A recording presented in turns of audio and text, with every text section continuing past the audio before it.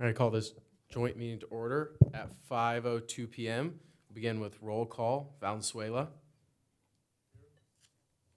Utica. Cernaski. Marcus. Neal. Miller. Lima Barbosa. Jones. Hyobuff. Grafe. Gardy. Fliggy. Einwalter. Dahman. Kabir. Bernal. Bailey. Iona Dimhoff. Graybell. Martins. Cocoon. Margaret. Hartley. Pursley. Nondal. So we'll move into the Pledge of Allegiance. I pledge allegiance to the flag of the United States of America and to the republic for which it stands, one nation, under God, indivisible, with liberty and justice for all.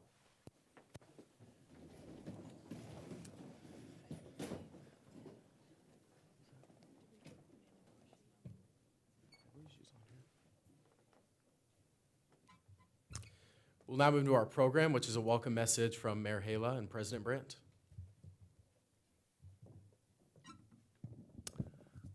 Well, good afternoon, and it's hard to believe that we're already into the spring semester, and look forward to the conversation again. And we'll be giving you a little bit of report on a couple things that we've done in response to our last meeting. And just as a note, we have Councilwoman Betcher over here. She had a prior commitment that comes up at 6 o'clock, so she'll have to go ahead and leave. Councilman Garten just walked in. We have Councilwoman B.D. Hansen and Rollins over here.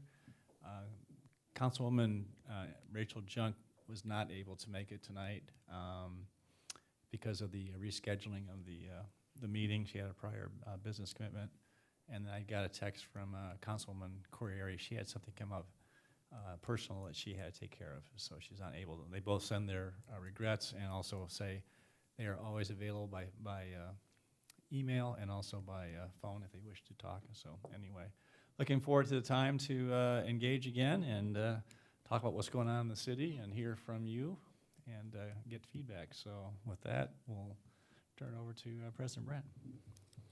Well, good evening, everyone, and thank you again for being here. It's a pleasure to welcome the City Council here to this joint student government and City Council meeting.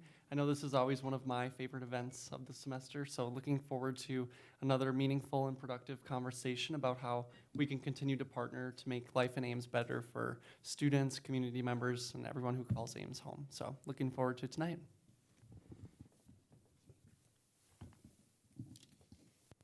All right, we'll follow the agenda that's in front of you fairly closely and move through many items that should be wonderful to discuss. We'll now move to open forum. Open forum is an opportunity to discuss issues relevant to the student body. If you're here for open forum, I invite you to the lectern at this time.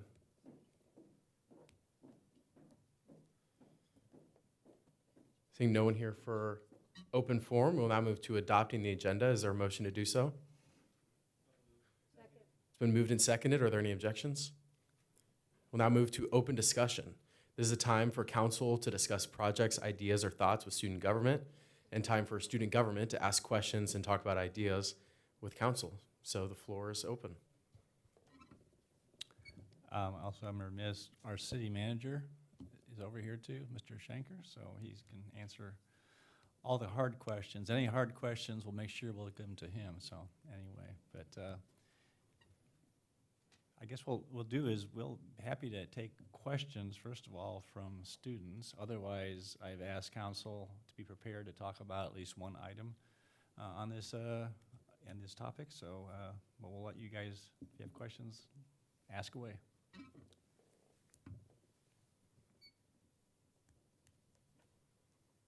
Speaker Pursley.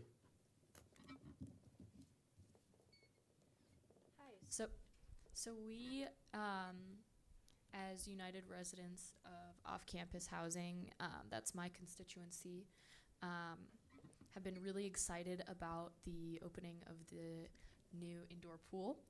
And we're curious if there's ways that our council can be engaged with the new pool when it opens, potentially doing an event for students. Steve, do you want to?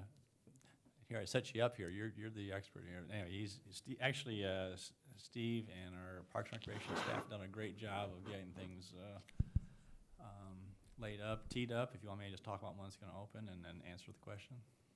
Yeah, well, first of all, it's going to be a fabulous facility that we hope you all come and enjoy. You'll have multiple facilities there, including a therapeutic pool, the relapse swimming, zero depth pool where you can do water walking, and I think it's going to be some slides. You're going to have a lot of slides there, 2 slides you'll enjoy. So it's going to be a fabulous facility located right there by DOT, conveniently located to the university.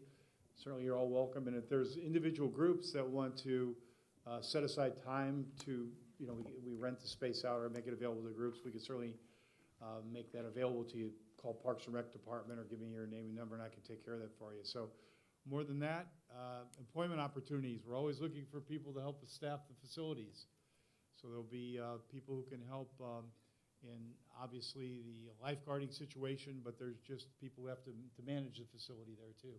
It's also going to have aerobics rooms and a small walking area. I won't call it a track because it's very small, but it'll do the job in the winter where people want to get out and walk around. So if you're thinking about an extra job, temporary job, again, call Parks and Rec or go to our website. It's a good opportunity to make some money and you can get some exercise too. We hope to open probably within the, I always hate to say this because it never works out that way, but say the next couple of months for sure will be open. It'll be completed, then we have to staff it up and do some training before we open it up. It'll probably be opened up for 3 months, and then our outdoor pool, even the outdoor pool, that will open up, and that indoor pool will be closed except for inclement weather or if you're going to do lap swimming or some of our lessons, swimming lessons. We don't have both pools open at the same time. So we're pretty excited about it. It'll be a great addition to the community. A lot of activities you can participate in, keep in shape for wellness, and we hope you all take advantage of it. Can you mention if there's any cost to use that, or has that been set in terms of the fees? Well, unfortunately, there is a cost like everything else, but you can buy individual passes. There'll be punch passes for multiple times, or you can also have a season pass, which you could buy for that indoor pool. There'll be a reduced price if you want to buy a season pass for the outdoor and the indoor pool. So a lot of variety, just like you have with Cyride, or you don't have Cyride, other people have Cyride, multiple passes and punches or one at a time, single admission. So a lot of variety there. There will be a cost. I don't have it memorized what the cost will be, but I think you'll enjoy it. It'll be worthwhile. Keep you in shape. Yeah, thank you so much. I think students will be really excited about it. I know we're excited about it.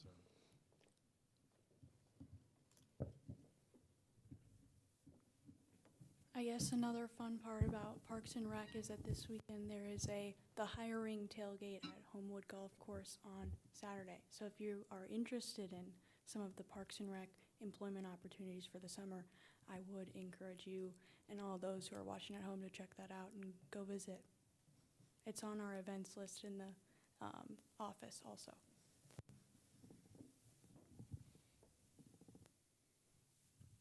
Hi, thank you guys for being here. This is really special and we've all been really excited for this.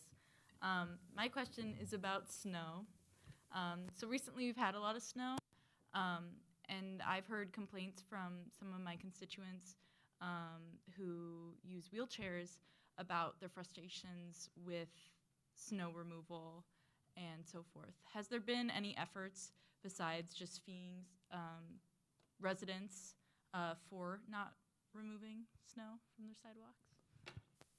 You want to go ahead, and I know that maybe others on the council want to weigh in too in terms of the efforts that are undertaken by staff. But go ahead, Robin. Yeah, it's a good question. So I think that it is certainly an issue, and when we have a snowfall like we did, which was a lot all at once and very heavy snow, and I think kind of not in the regular snow season. So that was probably a challenge for Public Works. But I think the best way that we have right now for enforcement of snow removal is reporting it still. But the Ames on the Go app is a nice way to be able to do that. So I don't know if you're familiar with that app, but it is handy, and you can report all sorts of city-related issues on that app. So you could report snow clearance issues, both street or sidewalk could be reported through that app. And then if it's a street issue or a public sidewalk where the city is responsible for cleaning it, like, in a park or something like that, then it gets assigned to Public Works. If it's a private person's sidewalk, so like someone's house where they haven't cleared, we still do have to go through a process where we notify them. And then if it still isn't cleared after a period of time, then we can clear it and charge them for having done so. It does take some time, and that's sort of, I would say, the downside. But it's a balance between that and a lot of staff labor to go out and like clear private sidewalks. But the Ames on the Go app, I would recommend that. But that's what we've got right now.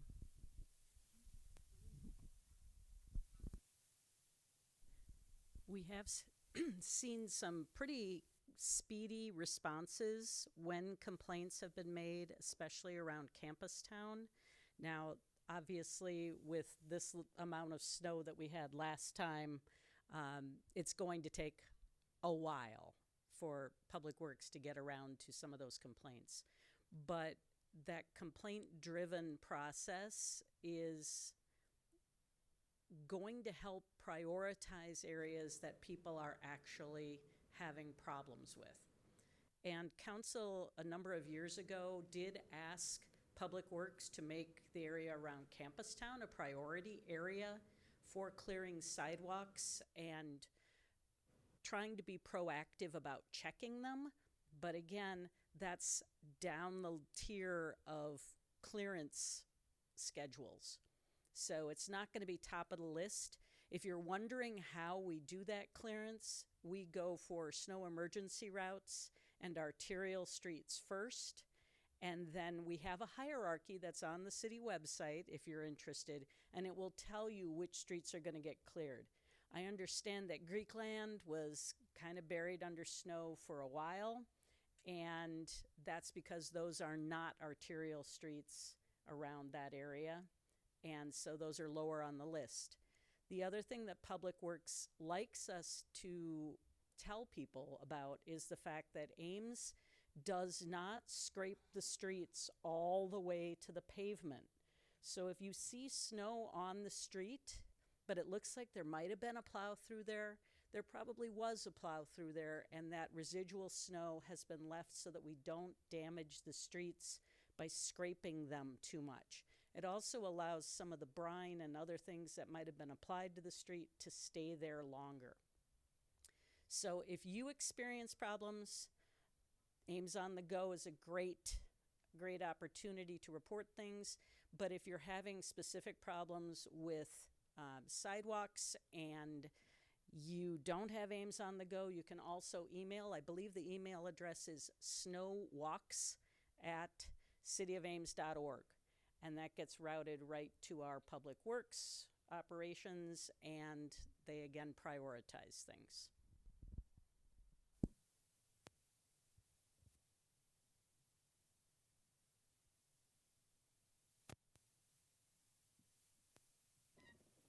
All right, well, if there's no questions, I'll just start with, Tim, we'll start with you. Do you have some thoughts in terms of projects, ideas that you'd like to share with student government?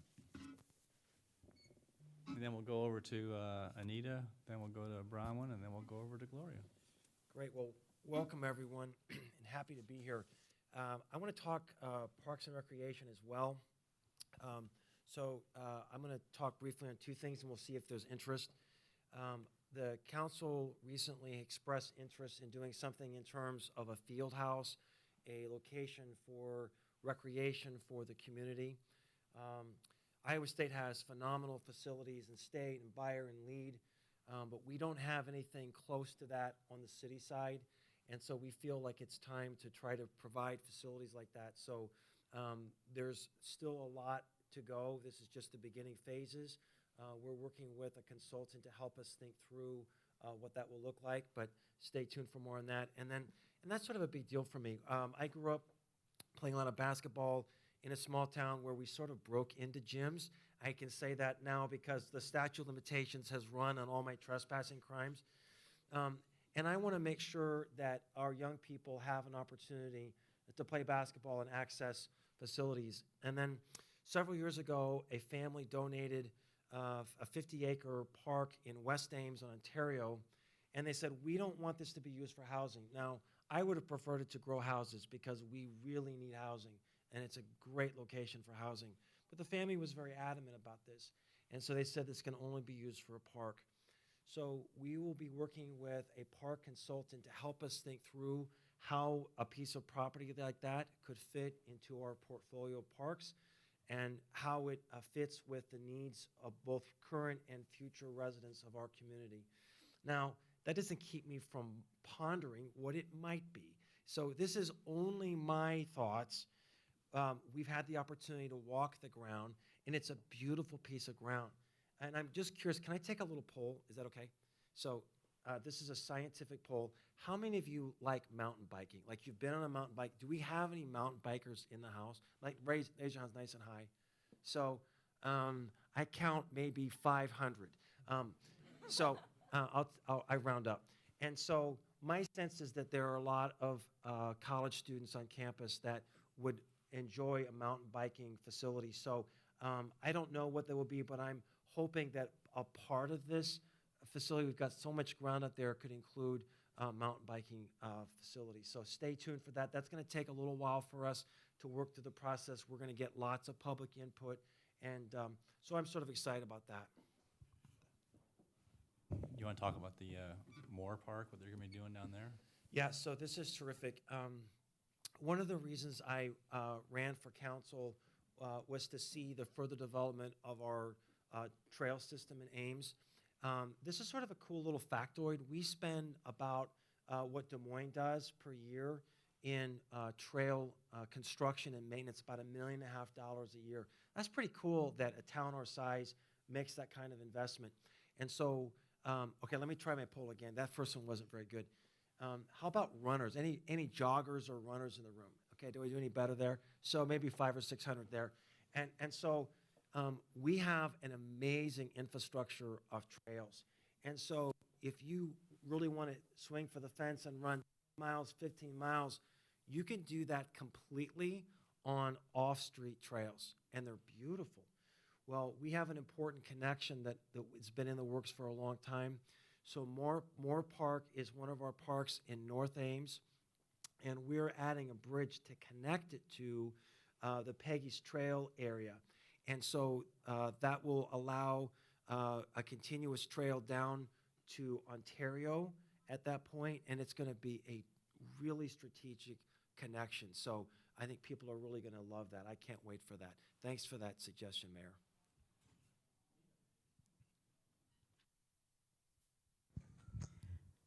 I can never get these to work right, but thank you. So a couple of things would be to think about what is happening in terms of streets and roads and things near the campus area. One issue that came up our last visit was the Lincoln Way and Stanton crossing, and we did want to let you know that that is on our improvement plan to look at that 2029, 2030, but in the meantime, we've been asking some questions about what we might be able to do in the interim.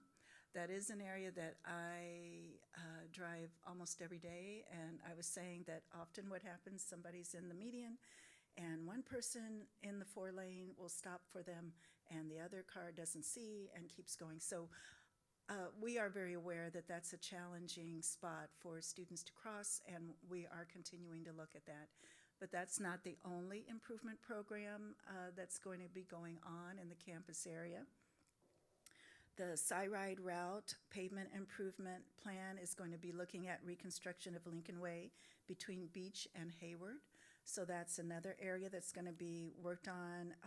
The design and outreach is going to happen this summer, fall, winter. So sometime before the beginning of 2027, that area is going to be looked at. And there are also going to be some improvements around the area of the Greek houses. And so watch for more of those kinds of things going on, improving the roadways and safety near where you are. The other thing I wanted to mention is something that I always get excited about, which is Welcome Fest, but the opportunity to connect with you all also beyond that. And it's something that our city council takes very seriously, is the idea of getting out into the community, finding out what students and residents are thinking and about what we can do to make this the kind of place that you enjoy while you're here. But one of the questions I always ask too is, what would make this the kind of city where you would want to stay after you graduate, barring the perfect job? I understand you have to go where the perfect job is, but what are those other things that will make this a place that you would want to live, work, play, those kinds of things? And so we are constantly looking for more opportunities to connect. I was thinking that maybe with those groups that are off campus, if there are opportunities, or within your Greek organizations or clubs or things, please think about inviting us to come and learn from you and have a chance to share. Also think about ways to connect with the city. We have a number of boards and commissions that in all of your free time you could be volunteering on.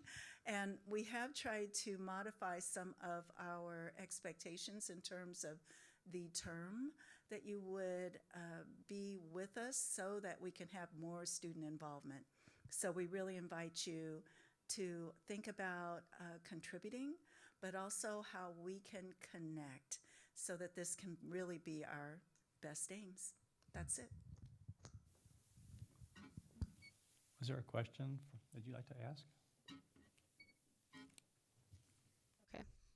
This is something I was thinking about when we were talking about runners in Ames, and then as well, like things that would be exciting for young adults living in Ames. And it makes me think about half marathons. I think it'd be really exciting if Ames had some half marathons. I know a lot of students at Iowa State will travel all the way to Des Moines just to participate in all the half marathons. I'm doing the women's half in the spring, but I would love to do it in Ames, and I think that's a great source of revenue and excitement in the community. Good one to talk about that, and then also maybe you can mention the triathlon too. Yeah, this is great. So Ames has not had a triathlon or a marathon for many, many, many years. So they're a much harder race to pull off. I just got an email today about the Midnight Madness run. That's going to be super exciting, 5K and 10K. And there has been discussion about adding a half marathon component to the Midnight Madness. So we've already got the infrastructure in place. It would just be adding that additional race option. But in some ways, the fact that the Des Moines half in the fall and the Drake half in April are so close, in some ways that makes it a little more challenging. Cedar Rapids just added a half marathon this year. And so there are these options, but I would love to see a half here. And the mayor mentioned a really great event that we have, the Ames Triathlon. It used to be held in Nevada at Hickory Grove Park, and it's moved over to Ames. Been, I think, probably 5 or 6 years. We've hosted it at Ada Hayden Park. That's a sprint triathlon, but you can do different variations. So if you don't want to do the swim part, you can do the bike and run or some other combination. So that's also a neat event. But I love the idea of the half marathon, and I'll pass that on to the organizers of Midnight Madness.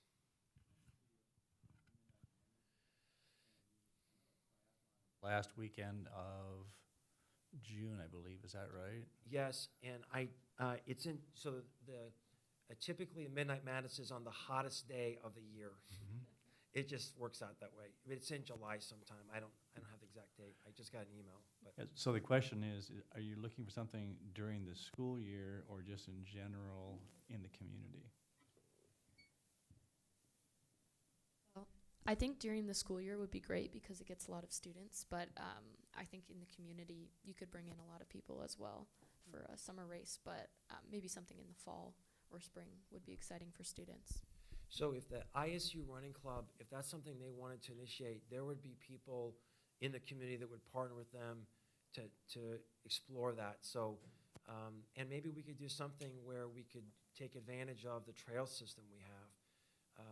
But let me just say a quick word. Our city staff is super accommodating to try to find ways to make an easy path for people who want to create wonderful events for the community. So we have our police involved, and they do all the logistics on that. So if you have contacts within the Iowa State Running Club, we could try to connect later. Bronwyn, you want to go ahead and jump in with some thoughts? On a new topic, you mean? Just on projects, ideas, or thoughts Yeah. with student government? Well, were you planning to cover the R3C, or do you care if I do a little of that? Well, that's my baby. No, you go right ahead. You go right ahead. I was just thinking that's really the one that I feel like will impact students living off campus, potentially. So it kind of depends on your living situation. You know, if you're living on campus, then Iowa State has their own program for that kind of thing. Now, we are going to start soon residential curbside recycling. And that will be for residences that are 4 units or less. So if you're living in what is like a house chunked up into units, if there are 4 or less in that house, then you'd be subject to this new curbside residential recycling program. The multifamily, like apartments and things like that, we don't have a system for that worked out yet.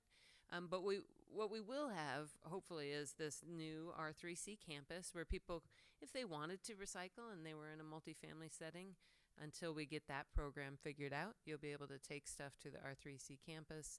And then I think we're hoping to maybe consider having like neighborhood drop zones too, where you could just take stuff to a more regional drop-off point within the city too. So that'll be coming here soon, and I think we hope to have the residential curbside thing started by July of this year. So that's going to be coming quick.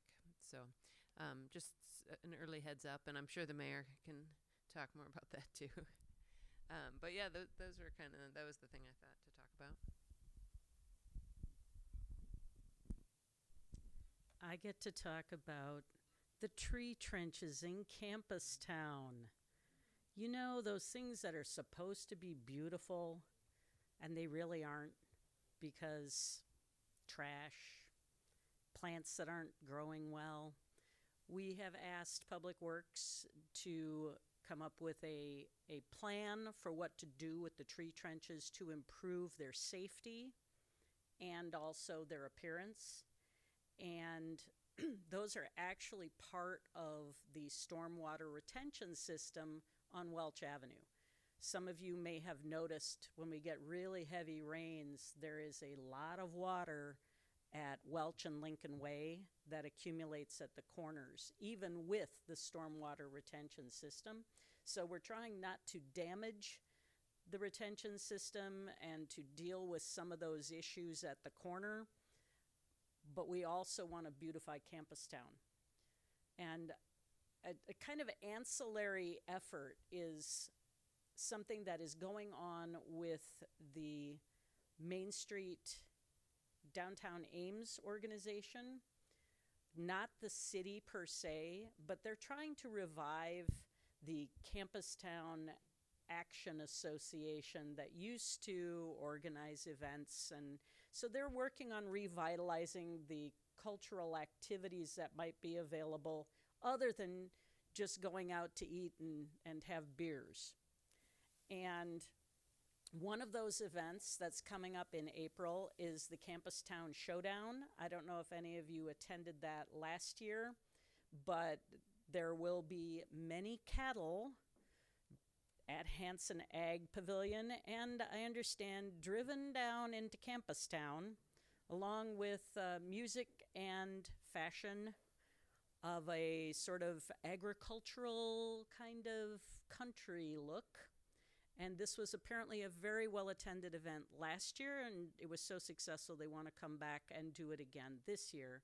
So if you are interested in cattle and country culture, it's a great opportunity to enjoy yourself in Campus Town. There are some other events that are also scattered throughout the year in Campus Town. Eating. The restaurants will have restaurant, let's say, opportunities, like Tuesdays in Campus Town, where you may go to a variety of restaurants and have a special dinner that they're providing for that day. There are also some other events that are designed to get you to actually go into the shops and do some shopping there to put some money back into the economy in Campus Town. So I would encourage you to watch for those signs. Discover Ames, which is our Convention and Visitors Bureau, which is trying to work with campus at getting the word out, will be putting up information on campus and trying to send that information out so that you know what's available outside just boring governmental things that the city might have going on. And that might be new cultural experiences that are close to campus that are easy for you to access and enjoy. So Council, what questions would you want to pose to this esteemed body of students that we could turn the tables and ask them some questions that would be helpful for us to understand?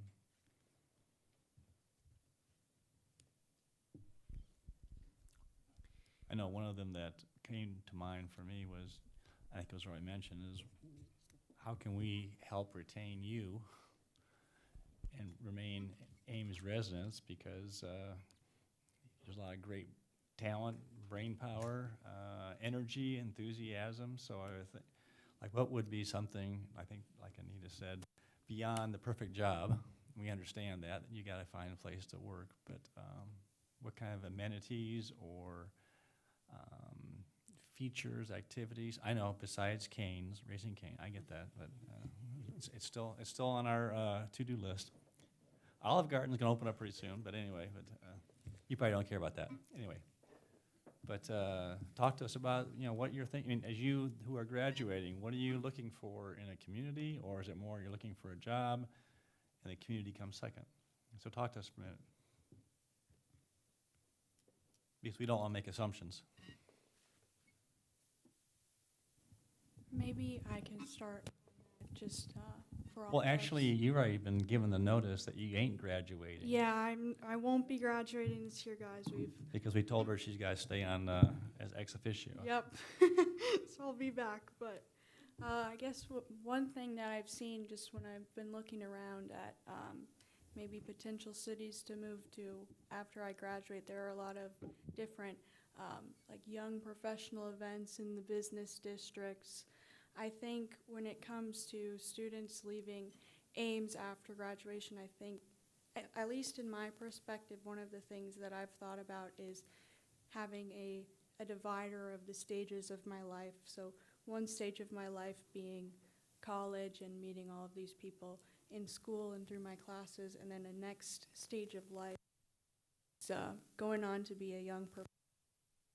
Oh, okay, sorry. And I think it would be one thing that would be really helpful to divide those two stages of your life is maybe working with Downtown Ames to establish some more young professionals events that are designed more for the people who have just graduated. Maybe there's graduate students also involved, just to separate the undergraduate life that you lived and the postgraduate life that is upcoming.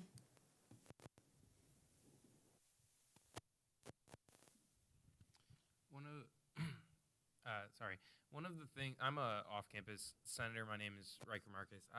One of the things that I've heard from a lot of people, just a few friends that I've had already graduate, and then even just, I was lucky enough to have my sister graduate right before I came here.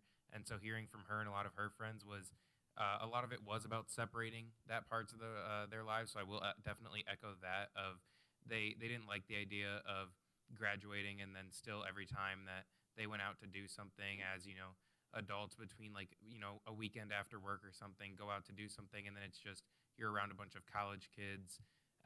So I know that was definitely one of the bigger things for them, but also one of the things that I'm definitely going to be looking for is things like parks and nature and things like that. So hearing a lot of like the things that are already existing and the things that are continuing to get improved on and the plans in the works, a lot of that is definitely something I would consider before deciding where I want to live after college. So as a follow-up to Emily and your comment, help us understand, define events. So you say young professional events. What kind of events or activities are you looking for? I would say one of the biggest things that I've heard has been the idea of no matter what like restaurant that they would go out to, or if they wanted to go out and just get a couple drinks or anything like that, it would be a crowd of college students around if it was during the school year and not during the summer. And so having things on like the farther end of the city that are like less known by college students or more attended by members of the community, graduates, older adults, more mature adults, was definitely something that they wanted to look for and that they just didn't find an abundance of in Ames. As far as for professional or like young leader events or things like that, I wouldn't have a comment for that. So I'm hearing you say is that adult beverage establishments and or restaurants that are not necessarily going to be frequented by college students, but either grad students or young professionals. Is that what I'm hearing you say? Yeah, as well as even just like walking around in like downtown Ames and stuff on weekends and going into like shops and stuff. She said that her and a lot of her friends had like bumped into like groups of college students going in and out of places, and just like the college crowd just she and her friends didn't want that to be their scene anymore, and they wanted more of just a space with more professionals, people they can learn from, people older than them, not people younger than them or that college age. They just wanted that separation in their life. It's just to continue a dialogue a second, it's interesting because we understand that Iowa State needed to create its own magnet on campus. So what did that leave in Campus Town? Campus Town, when I attended Iowa State over 50 years ago, Campus Town it had clothing shops, it had shoe stores, it had a pipe shop, it had drug stores, you could actually go there and it was like a mini, downtown area. It's intriguing what you just said, because if we try to get more college students, which we do want to have happen, come to downtown, if that increases, what I'm hearing you say is that would not be necessarily attractive to people who've just graduated and want to actually create a separation. Is that correct? I would say I'm not trying to pick a bone or argue with that. No. I'm just trying to understand, because it's a very interesting conversation. Yeah, I mean, I would say obviously everybody's different. It depends on the people, their personalities, what they like, what they don't like. I would say for me and for a lot of the people I have heard from, people I know, that is a big factor for them, is just once they've graduated, they don't want to be in that college crowd anymore. But I also know that there is a lot of people that are going to forever love Iowa State and the crowd and the college and everything, and so maybe they would like that factor more. I'm just saying from my experience. And we won't need to discuss this, but it's interesting. I wonder what's going to happen at Campus Town, in Sci-Town. If there's going to be a mix, it's not going to be as attractive to young professionals, because if it's frequented with college students. Anyway, Emily, do you have anything to add? Yeah, I guess a comment I'll make on that is I think the young professionals that are graduating and staying in Ames, or young professionals that are starting their new career in Ames, I'm sure that they're aware that there's not going to be a place where they won't run into college students, just because Iowa State is so ingrained into the community. But when it comes to events for younger professionals that are maybe more attractive to young professionals rather than college students. I've really enjoyed seeing some of the downtown Ames events, like the speed friending or the card games that I can't remember which restaurant does that one from the events calendar for Main Street and Discover Ames.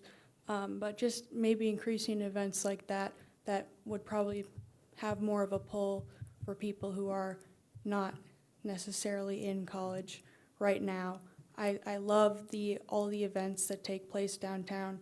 I think, I obviously can't speak for everyone, but the farmers market that we do in the summer and the fall, we all love that. I love going there with Senator Iona Dimmoff and Senator Pursley, Speaker Pursley. We have a great time with that, but more events and more advertising for the events, like the speed friending and the card games, or I know Dog-Eared Books had a event with London Underground recently. So just awareness on things like that will pull the young professionals, even though they will definitely know that they won't not run into the college students around, but events that, aren't going to be going to a campus town bar where it's a bunch of college students maybe.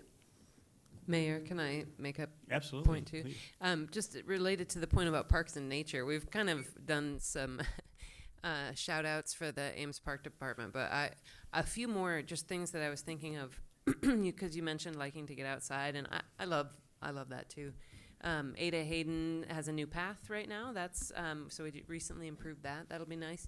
But another thing we're trying to do over time is improve our creek and riverways. For a long time, they're kind of hidden gems, honestly. I do wish the water quality were maybe a touch cleaner, but that aside, it is really nice. They can make for some really nice kayaking or floating experiences, where if you get in north of Ames and then you can float down to like South 16th, or there's a couple of accesses. Excuse me. But that's something we're working on. You can see that right now for sure in Brookside. So we are really changing trying to prevent erosion of the Iowa Creek as it goes through Brookside right now. But we're also trying to improve access so that it'll be easier to get into and out of the water, because before it was pretty rugged there. Anyway, you just mentioned nature being one of those things, and I think that is something we do really strongly, as a couple others have mentioned. So just thought I'd put in those plugs for our waterways as well. Speaker Pursley. Okay. Yeah, so I am also graduating this year, and one thing that I would look for in a community as a young professional is events like nightlife is kind of what Senator Marcus was talking about a little bit. Looking at businesses like nicer cocktail bars or lounges. I know Della Vidi is very popular with people graduating, so things like that I think would be really great and attractive to the young adult population in the community. And then as well, I was wondering with Parks and Rec, do we do a movie night in the park or things like that in the summer? I come from Iowa City, and those are really big there, and people love to go. Yes. We have one movie night in the park, and sometimes, and I don't know what's going to happen this year, we have also had a movie associated with our Juneteenth celebration in the summer. I know I had a team in my business and professional communication class looking at ways to expand the movie offerings in the parks, and so our Parks and Rec director has heard a presentation about that last semester.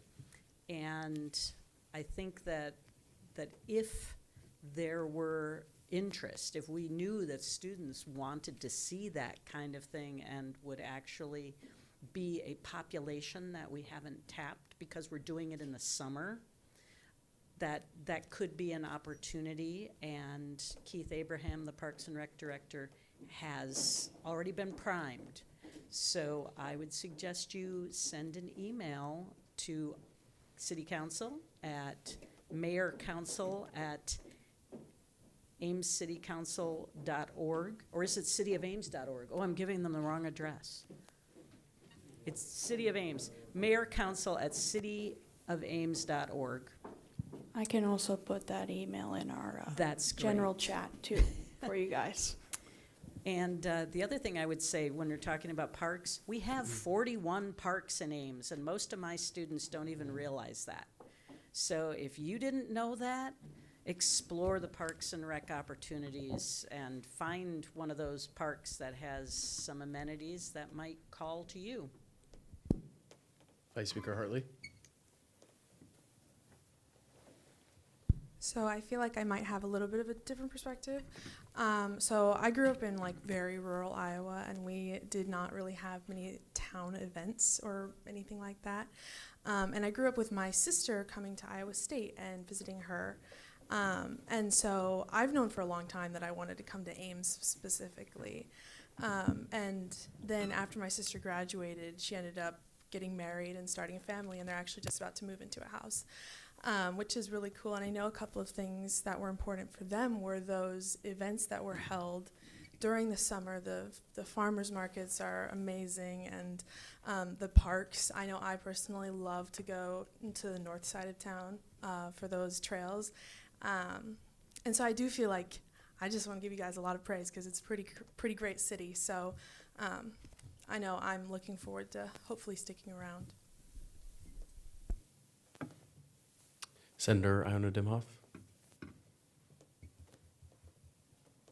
So I will be graduating this spring, and so I'm currently on the hunt of finding my post-grad plans. However, I will say that when I'm searching for areas, Ames is obviously one I'm considering. And I really don't mind mingling or coexisting or living with around college students. I really don't mind that. My sister goes here. She's a sophomore this year. And so I really don't mind that factor, like being out in public. I think it's great to see college students getting involved in their community. I just think that one thing I'm definitely looking for is housing among other young adults. I think out here in Ames, it's very family-oriented or college apartment environment. And so it's kind of hard to find housing. Now, it does exist out here in Ames. It's not like it doesn't exist. But it's hard to find housing that's kind of tailored towards young professional adults. You don't want to be hearing parties on a random Thursday, even though that's what the college students love. And so I think that's something I'm definitely considering when looking for post-grad living. Senator Neal. So I am also a senior graduating in May, and I'm from Kansas City, so I'm from a very large community. But one thing about being from a place so large is that sometimes it's hard to have a sense of community, which is something I think that Ames does really well. And so I try my best to stay really engaged. Last week I went and walked the new path at Ada Hayden. It's very nice. Great job on that. And I know there are a lot of events going on, especially in downtown, like Vice Speaker Hartley and ex officio Bolin said. But I think the biggest thing is just that outreach to students, especially older students who are starting to think about, okay, where can I find a job, and is this a community that I want to find a job in? I think it's just maybe a little bit of a disconnect between we have all these great resources available, but do these graduating seniors know they exist? So that's what I was hearing, was that when the comment was made, we want some place where we got lots of parks and outdoors. Like, oh my gosh, we're not doing a very good job communicating or marketing Ames to those who are already here. So appreciate that feedback. So we always can do better. We'll go Senator Grafe, then Senator Fliggy, and then move on to capital improvement projects.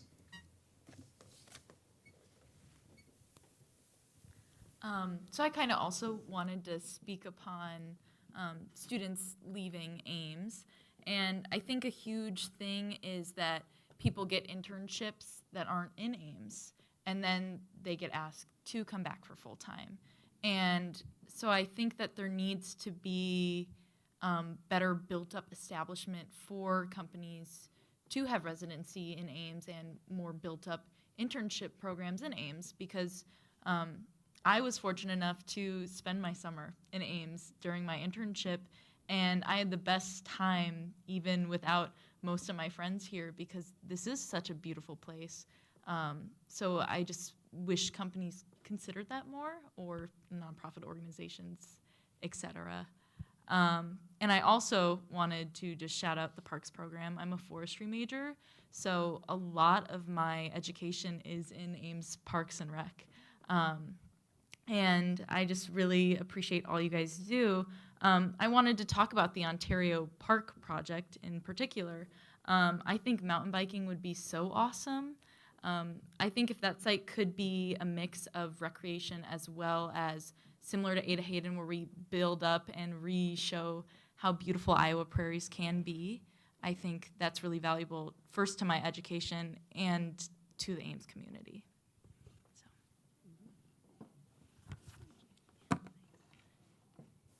Hello, there we go. On the internships,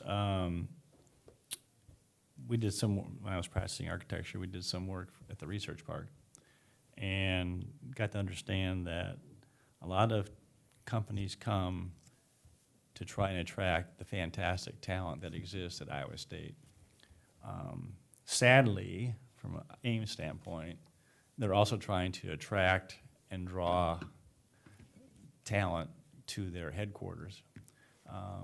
They're not necessarily committed to staying, having, building a bigger area. Now, some are. Some have made some significant commitments to it, so I don't want to downplay that, but I understand that they're also desperate for workforce, and Iowa State has a great reputation for what they turn out in terms of all the different colleges, but I wrote that down, and even doing more and trying to encourage more internships to hopefully people that are going to stay in Ames in terms of the businesses. So,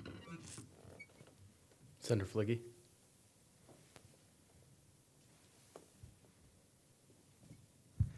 Hey, okay, so my name's Ethan Fligge. I'm a College of Business senator, and one of the things that is mainly advertised in the College of Business, but it is available to every single college within Iowa State, is this program called SciStarters. And basically what SciStarters is it's a program that you are able to start your own business, grow a current business that you have already begun with. And one of the things that I would love to see, because SciStarters is such a limited program, it is extremely hard to get into, no matter what. I believe they only accept something around 40 or 50 students. Am I right in saying that, Senator Saney, about? And one of the things I would love to see is the city coming out and helping in supporting SciStarters and helping with potentially just teaching students how they can apply for permits, how they can look at the specific zoning of certain properties that they may want to purchase in Ames, and then also maybe just having the idea of potential grants that students that graduate from ISU could apply for from the city of Ames, because it would do one of two things. It would help the students that are graduating from Iowa State to be able to grow business here in Ames, but it would also grow the community of Ames in itself. Very good.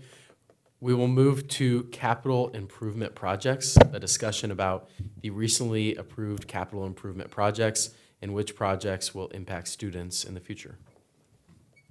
Gloria, I know you got to take off here pretty soon. Do you want to comment on one or two? Or? Well, the things that I think of are the stormwater improvements around South Campus. So there are going to be some improvements being made on Sunset. I think we've already started some of that, but I think there's a 2-year project for that area around the Greek houses, which clearly would impact you.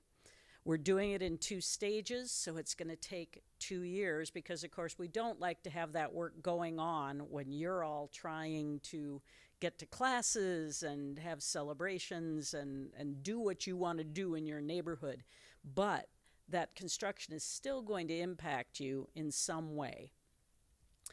We also have some additional road projects. Some of you may be commuters coming on Highland. We've got the second of our Highland improvements. Last year, it went on for many, many months. You couldn't drive down Highland to get to 13th or Ontario, and we don't know how long it's going to take this year for the second stage.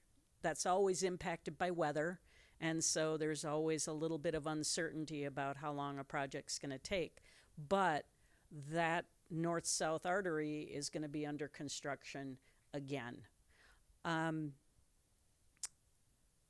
Those are the ones that I think of. Oh, and the Lincoln Way construction that I think Anita mentioned, and I also mentioned the area around the Welch Avenue intersection and up to Stanton.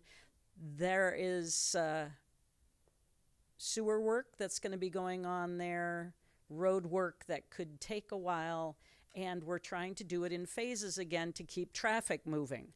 So a number of these road projects become more challenging because there's so much traffic around the university, and because we have football season coming up in the fall. We try to time everything out, but it doesn't always work because of that weather factor. So pay attention to where those projects are happening and try and figure out workarounds so that you don't end up getting stuck because one of the projects is continuing and you weren't expecting it. Those are the things that I'm thinking about. I'm sure others have other CIP projects.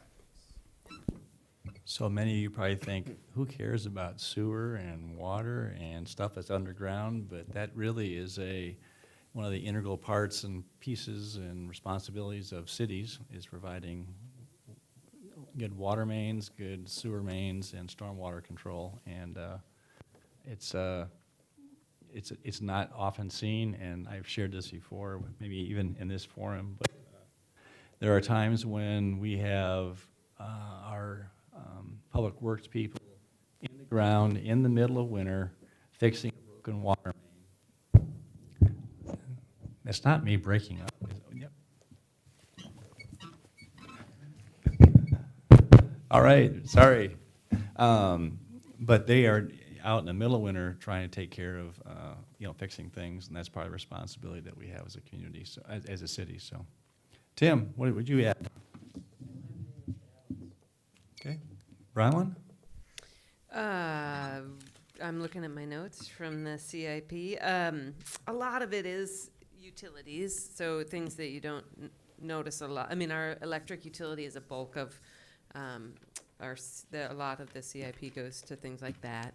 SciRide will get some facility improvements, so I don't know that you'll notice that so much, but the facility will grow a little. I guess the building footprint will grow. And then the other one is Fire Station 2 relocation.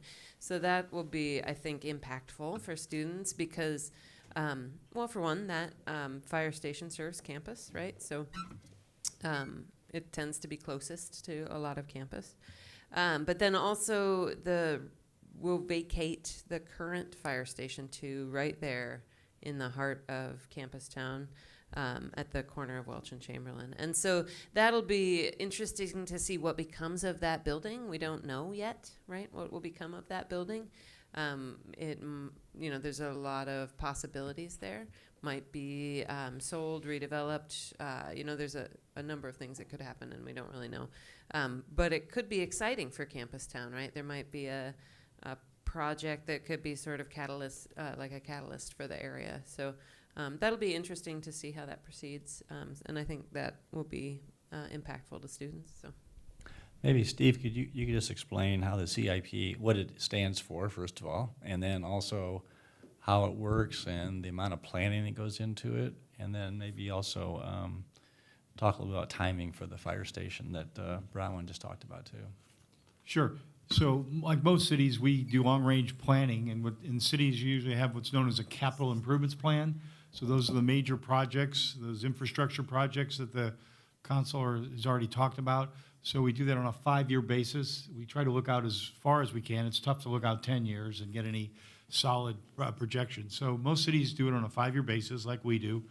And we gather input from our citizens first on areas and neighborhoods that they think they are needed improvements. That could be streets, electric, water, sewer, storm sewer, as was mentioned, also parks, fire stations get input, and a whole array of things, that services the city provides. They get that public input. They also get input from the city staff, who we try to deal with data-driven decision-making. So we do a lot of analysis on different infrastructure and try to prove why it's cost-effective to replace it. And then we put together a 5-year plan. And what we do is you usually see a project come in the 5th year, and it'll move forward unless there's an emergency or there's a need to accelerate that, like we might do with the Stanton and Lincoln Way project that's scheduled in 2030. It might be accelerated. So we look very closely at that.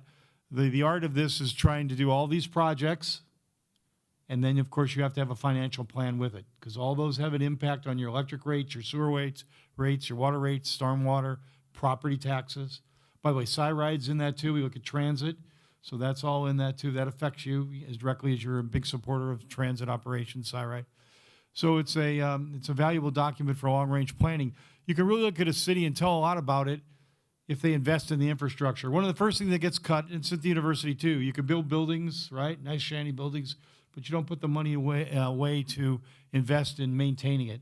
And you got to give the city council here credit, because if you look at our infrastructure and you could travel around to maybe your hometowns or other towns in bigger cities, I don't think they keep the infrastructure as up to date as we do. And it's an investment, also a business investment, right?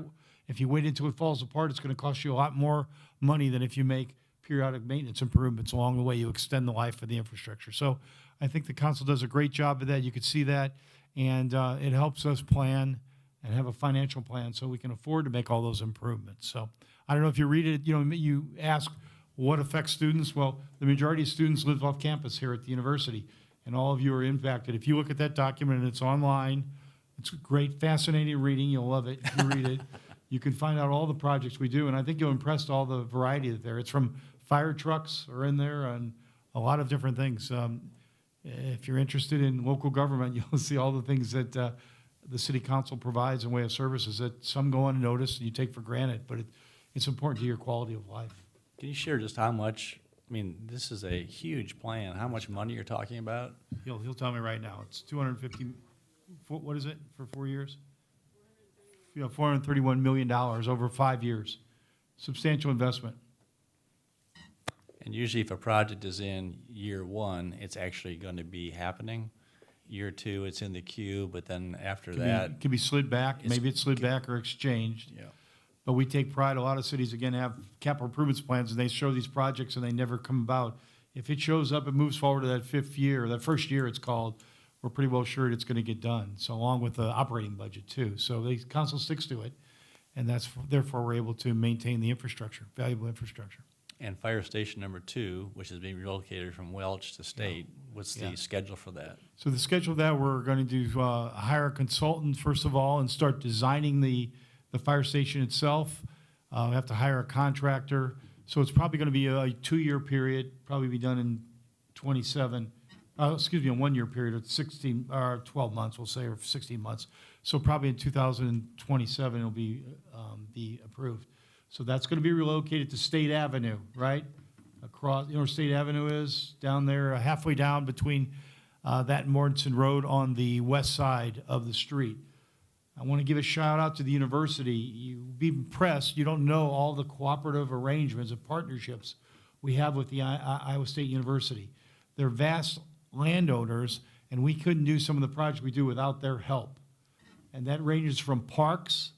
A lot of the parks you see out at Brookside Park, that's actually Iowa State University land that they have agreed to lease to the city on a long-range basis. There's 5 or 6 parks like that. The ice arena, the ice arena was jointly financed and built by Iowa State University. It's managed by the Parks and Rec Department, but we couldn't have done that without them. SIRIDE is actually located, SIRIDE facility is located in Iowa State property, which we have a long-term lease. It goes on and on of the relationships we have.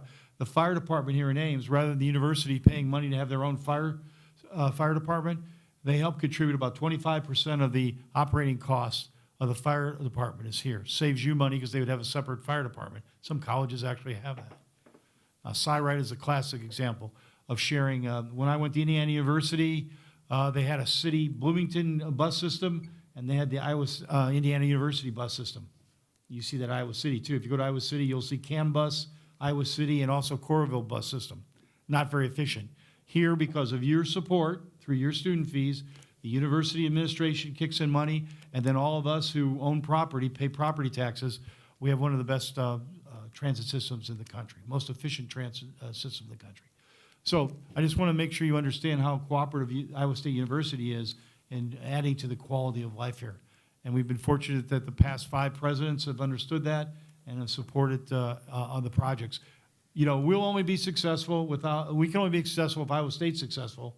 And quite frankly, Iowa State, for them to be successful and attract students and faculty members and staff members, we have to have a strong community too. And fortunately, the presidents and the administration of Iowa State University for many, many years have understood that cooperation. So we hope it continues. Yeah, and how's that for a speech? Yeah, Okay. no, to your point though, is that the new fire station is going to be built on Iowa State land, and we have a long-term lease for that land. It's just to the west of the Arboretum, and the cross-country track is where the fire station is going to be located. And also mentioned too is that the new incoming president, Dr. Cook, has already reached out. Steve and I have already met with him once, and he has a very positive view of and has demonstrated up in Fargo. He's committed to town and gown relationships, so we're looking forward to that continuing, of having an ongoing. Dr. Winterstein was an absolutely fantastic partner. We may not have always agreed on everything, but the point was we were all in it together to do what's best for students and for the residents, and I'm sure Dr. Cook will be the same way. Brahman, you want to throw anything else in on the capital improvement plan? No. Oh, that's right. You already had your turn. I'm I did, sorry. thank you. Yeah, I was going to say no, I'm good. Anita, no, you're good? Mayor, I know I already have my turn, but No, go ahead, please. I'm going to be leaving, and I just wanted to reiterate what Steve said about the partnerships. One of the most successful programs that we have had for partnering with student government has been our asset process. And the money that the student government puts in as one of our 4 joint funders makes a difference in Ames and in Story County. That support for social services is essential to having enough of what we need to ensure that the quality of life is as high as possible in Story County. So I want to thank you personally for investing in asset and providing representatives over the years for that asset process. And the next time appointments come up, I want you to see that appointment as essential to Ames and Story County. It's not just another government appointment. You're making a difference for thousands of people in this area, and we appreciate it. And now, thank you. I'm going to leave, and thank you. I'm sure they'll have interesting things to say. Senator Kekun. Yeah, okay, thank you so much. I would like to really commend SciRide. I think SciRide is actually very, very much fantastic. So I'll be talking about SciRide and also to comment about retaining young professionals here in Ames. I actually represent graduate and professional students. So, and that should be about 4,000 students out of the 31,000 students of Iowa State. Now, regarding SciRide, one aspect of it that affects graduate students, because I've had a lot of my constituents speak about this, once it's summer or holidays, generally you could see a drop in population. Students are not around. But how graduate school works is quite different, because you have graduate students on campus. Your advisor is always on your neck. You have to be here. During summer, a lot of graduate students are actually available. But kind of like the SciRide schedule, especially going towards the north, I could point out maybe like Bus 6, Brown, I think really fantastic service. But maybe you could see services stopping on Saturdays by 6 p.m. during holidays or about 8 p.m. I think that affects a lot of graduate students who have to maybe go to the lab and so. And that could directly touch on retaining young professionals here, because if it's summer or it's holidays and then the city goes kind of very dim, I think, yeah. So I would just like to appeal that if there's any way that SciRide services, especially towards the north, because we have SUV and University Village, you have most of international students who are also these graduate students. They don't travel to anywhere during holidays. They're always here. So if that could be kept in mind, that would be awesome. Brahman, you served on SciRide for a while, and you are on SciRide right now, right? Yeah, I guess. You want to comment on those? Yeah, I can make a comment on that. Senator Neal and I would love to hear more from you about that, and just doing some long-term planning for whoever will be taking on the role after us. We'd love to talk about this further with you. There are more SciRide reps here. We've got Steve here with us. But for the purpose of our conversation with the City Council, with not all of them being on the SciRide board right now, I think we can keep that conversation within student government, and we can meet with you on that and then go talk to Director Neal, not the same as Senator Neal, but Director Neal about this project, and meet more on that later on. Yeah, So, thanks for bringing thank that you. up, because if you hadn't brought it up, we wouldn't be aware of the fact that, okay, this is, yeah, we got to think this through. Do you want to add anything, Brahman, or not? Okay. All right, we'll move on to sustainability, curbside recycling, and resource recovery and recycling campus, R3C. Discussion about the proposed curbside recycling project, the new R3C campus and student engagement and use. We kind of touched on this a little bit, but I don't know. Tim, do you want to talk about, I was going to, maybe we say R3C, we know what that means. Maybe explain what's happening, because this is really, after 50 years, we're changing things in Ames, and also what's going to be happening at the power plant. Yeah, this is really a terrific project and a major change for our community. Okay, ready for another survey? All right. How many of you come from communities where you grew up recycling? You had to separate out the garbage. So, okay, that's more of you than ran. So that's interesting. So what you grew up doing is what Ames is going to be doing. So for 50 years, all of our trash went into the bin and was effectively burned for energy. And we're moving away from that. Do you want to hear the backstory on this, maybe a little bit? Okay, it's not really boring. It's maybe just a little bit boring. I'll keep it short. So we were spending millions of dollars a year just keeping this beast running. And have you ever had like an old car where you're like, oh man, this is so expensive to just keep this going, right? So that sort of became the way it was for this, that we wondered, is there a better way of doing things?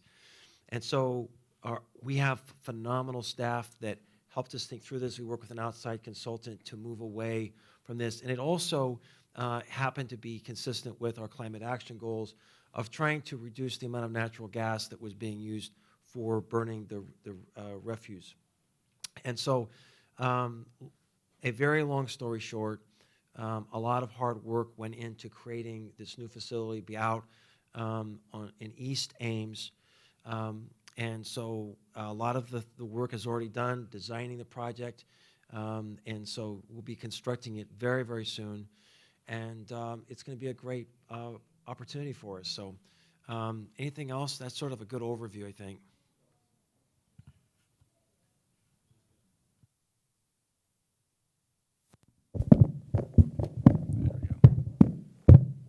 All right.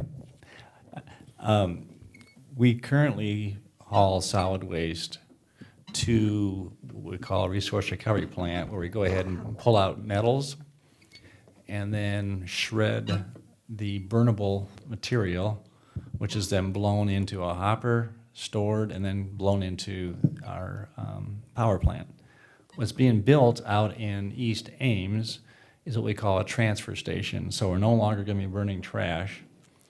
It's going to be hauled to a landfill, but we're going to, first of all, increase the amount of recyclables that we're going to be claiming. Hence, curbside recycling is we're going to really try and aggressively get even more things out of the waste stream to start with.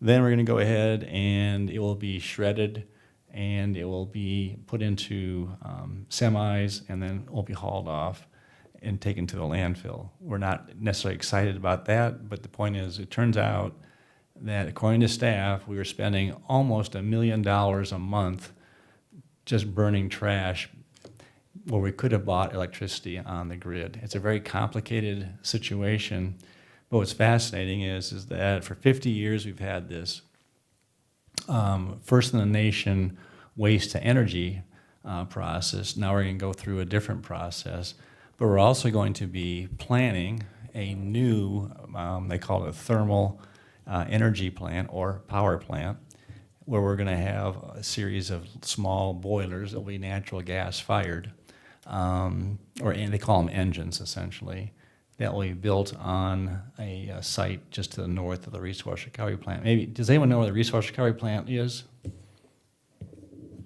Okay, so it's a giant, smelly building where all the garbage is dumped and gone through and processed.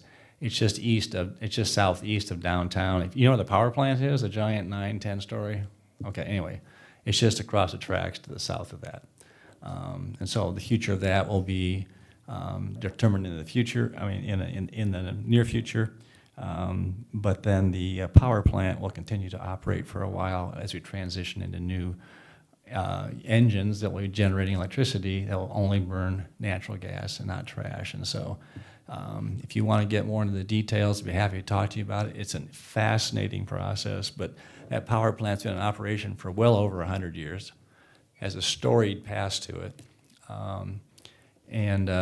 But we're actually living in the times where we're going to see that transitioning and changing that will set us up for the next 100 years for Ames. And it's always about how can we deliver exceptional service at the lowest possible cost. And we have some really smart people working on this and figuring this out. Nita, you want to add anything to about curbside recycling? It is pretty exciting because we've had a lot of demand for it, and what's nice is that we can co-mingle everything into one container versus having to separate it. But I was just going to say that it is nice that we have the opportunity to take advantage of this at a time when so much of this has been worked out in other communities. So I feel like we're a little ahead of the curve because we know already what works and what doesn't work. So we will be hitting the ground running this summer and looking forward to, getting students, businesses, apartment buildings, everybody looking towards recycling. So I'm going to go to our ex officio and put her on the spot. You asked a question last night. Talk about multifamily, where a lot of students may be living. What's the plan, although it's not been fully fleshed out?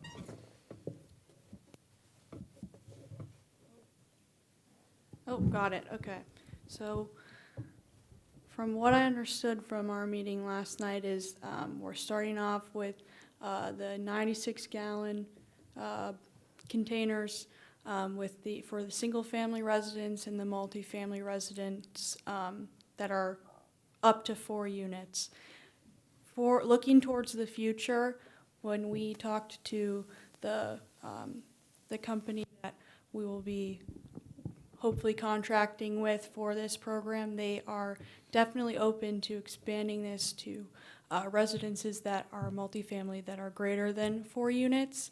So we'll be looking into that in the future. But one thing that I did want to note that I thought was very important was also talking about putting in more central hubs in different neighborhood areas around town in the meantime for those students who live off campus in the larger residences, because I know that's a pretty common, what it looks like for most people living off campus is that it's larger than 4 units.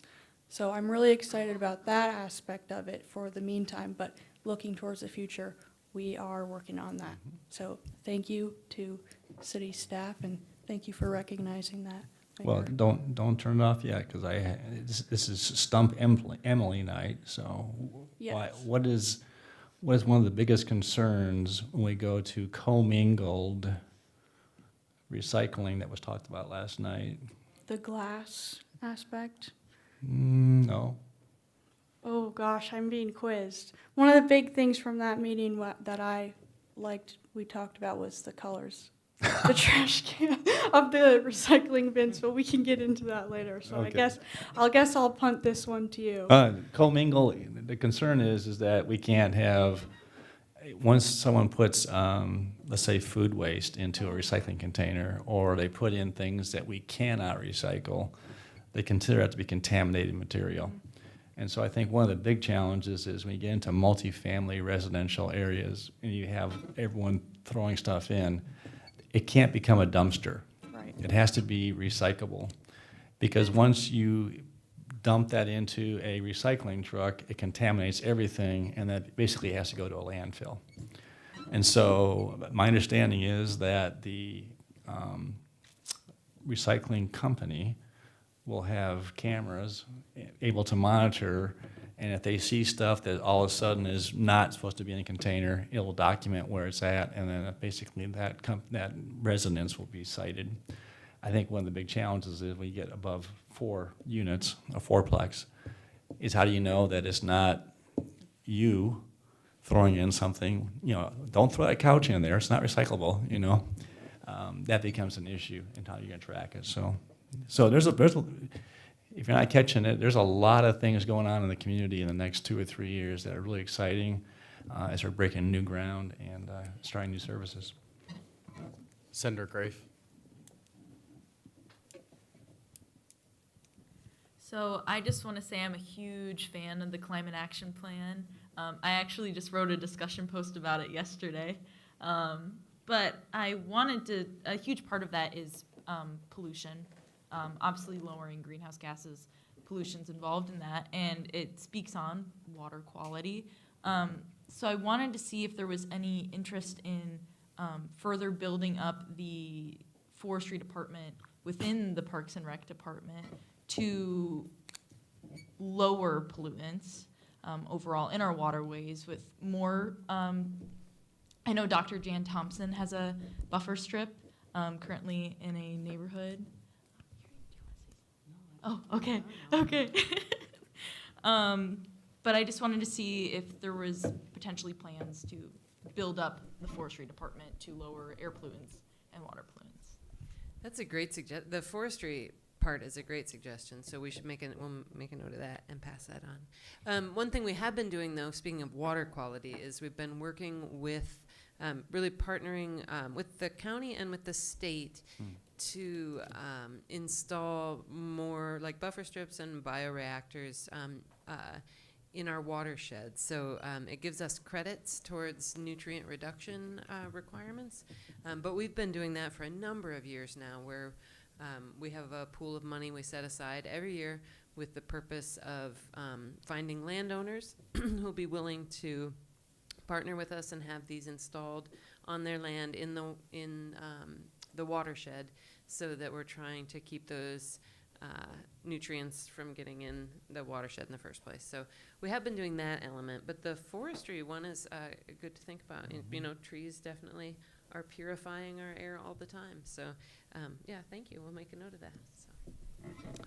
You are aware we have a city forester on staff full-time? Okay. Yeah. And to Brown's point, staff have told us that over 90% of the nitrates that get into the water is from agriculture. It's not from the the wastewater discharge from our water treatment plant. And so to Brown's point, and it's a great point, is that we're going above and beyond. We're trying to actually help capture at the source, some of the things that are actually, entering into the water stream. And it's a challenging thing because nitrates help grow more corn, more soybeans, and they don't want this. I know farmers don't want to go down into the water stream because it's just washing away their profits essentially. But it still does leach into it. Senator Kuzi. I really like the discussion, but just going back to the recycling, I just want to comment on my own personal experience, and I'd say that it's really difficult as an off-campus student to recycle in Ames. I've tried really hard.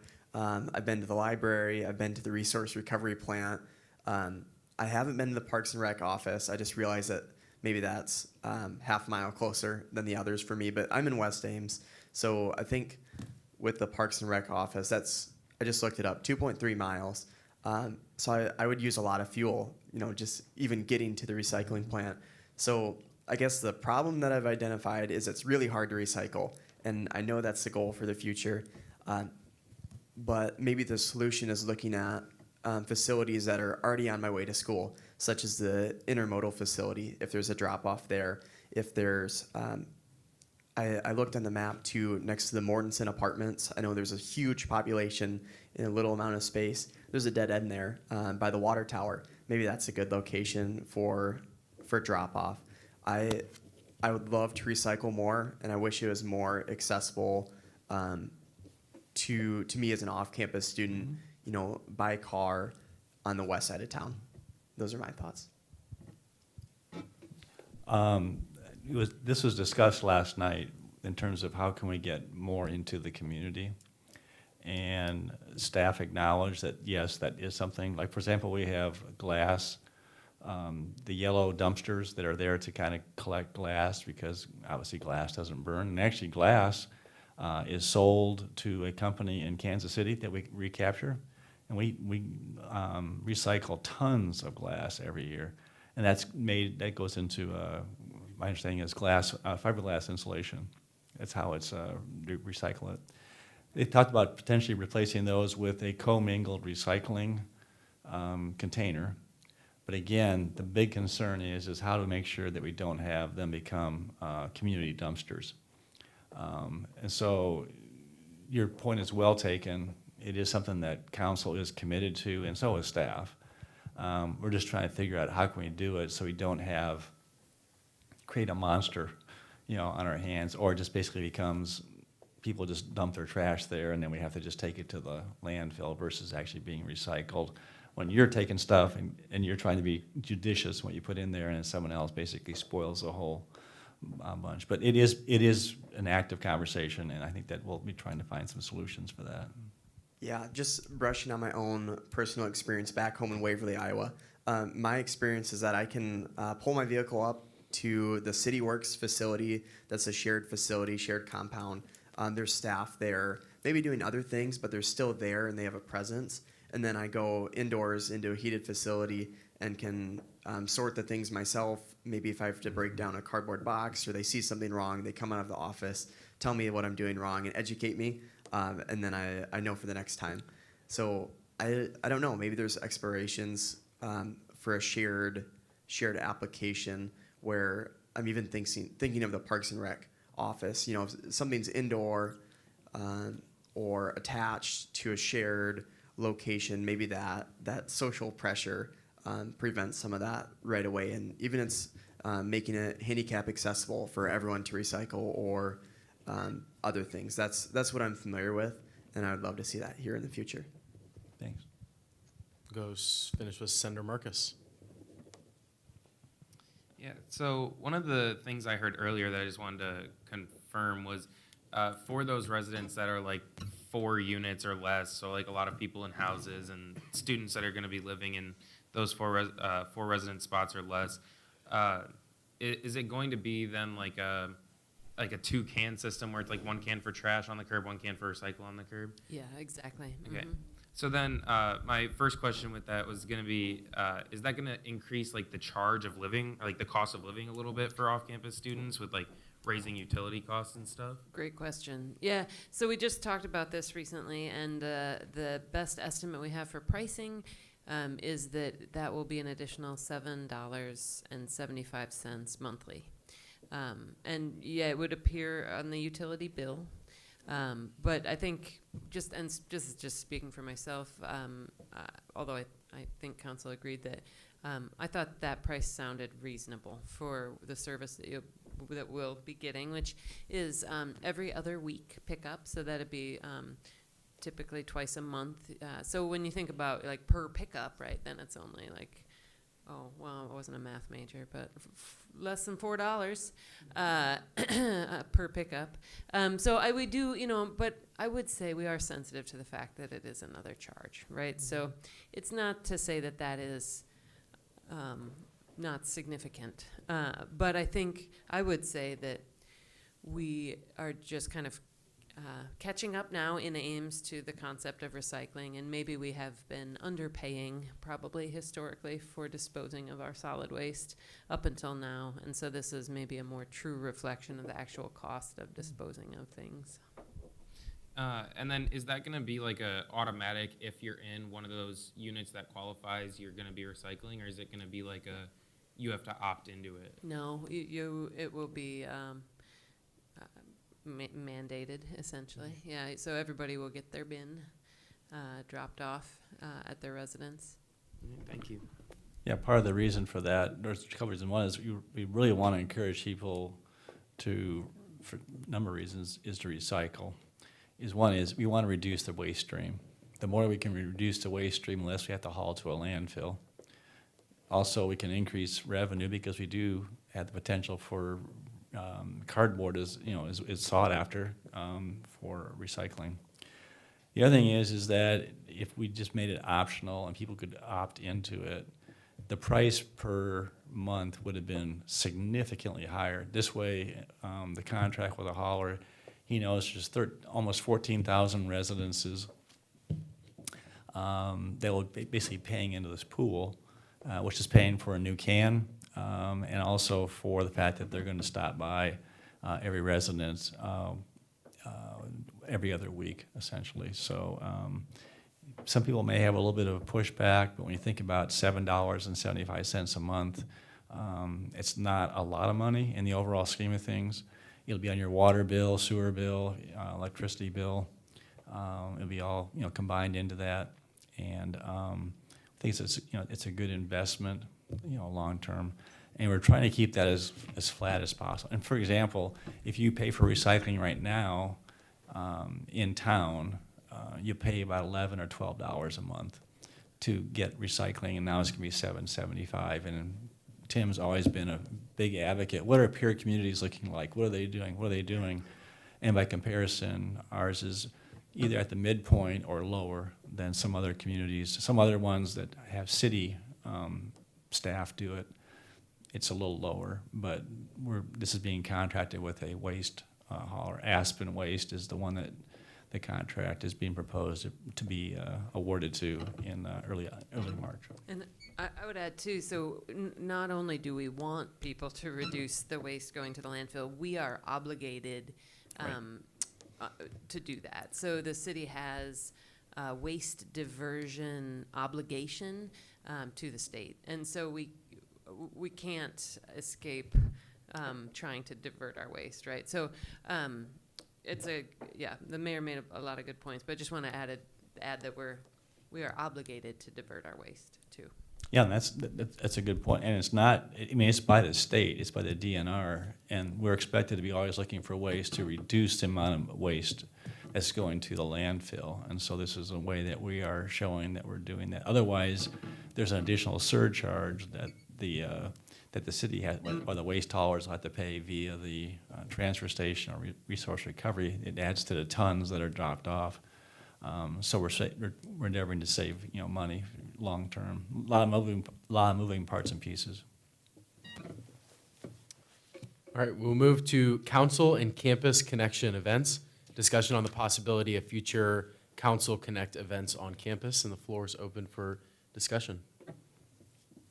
I can start on this one. So in that packet I sent you guys, I linked what those Council Connect events looked like for the city right now. So I'm hoping you guys took a look at those. Over the past 2 years in this job, we've been trying to maybe see if there's any events that we can do on campus beyond Welcome Fest and this meeting and whatever else you have here for tabling and whatnot. But I just want to talk about what ideas you guys have as students for events that we could do with the council and maybe extend that to city staff if we're interested further down the line, because it's been explained that the city is interested in this idea, and I just want to hear about what kind of events you guys would be interested in, what kind of events you guys would attend, all of that.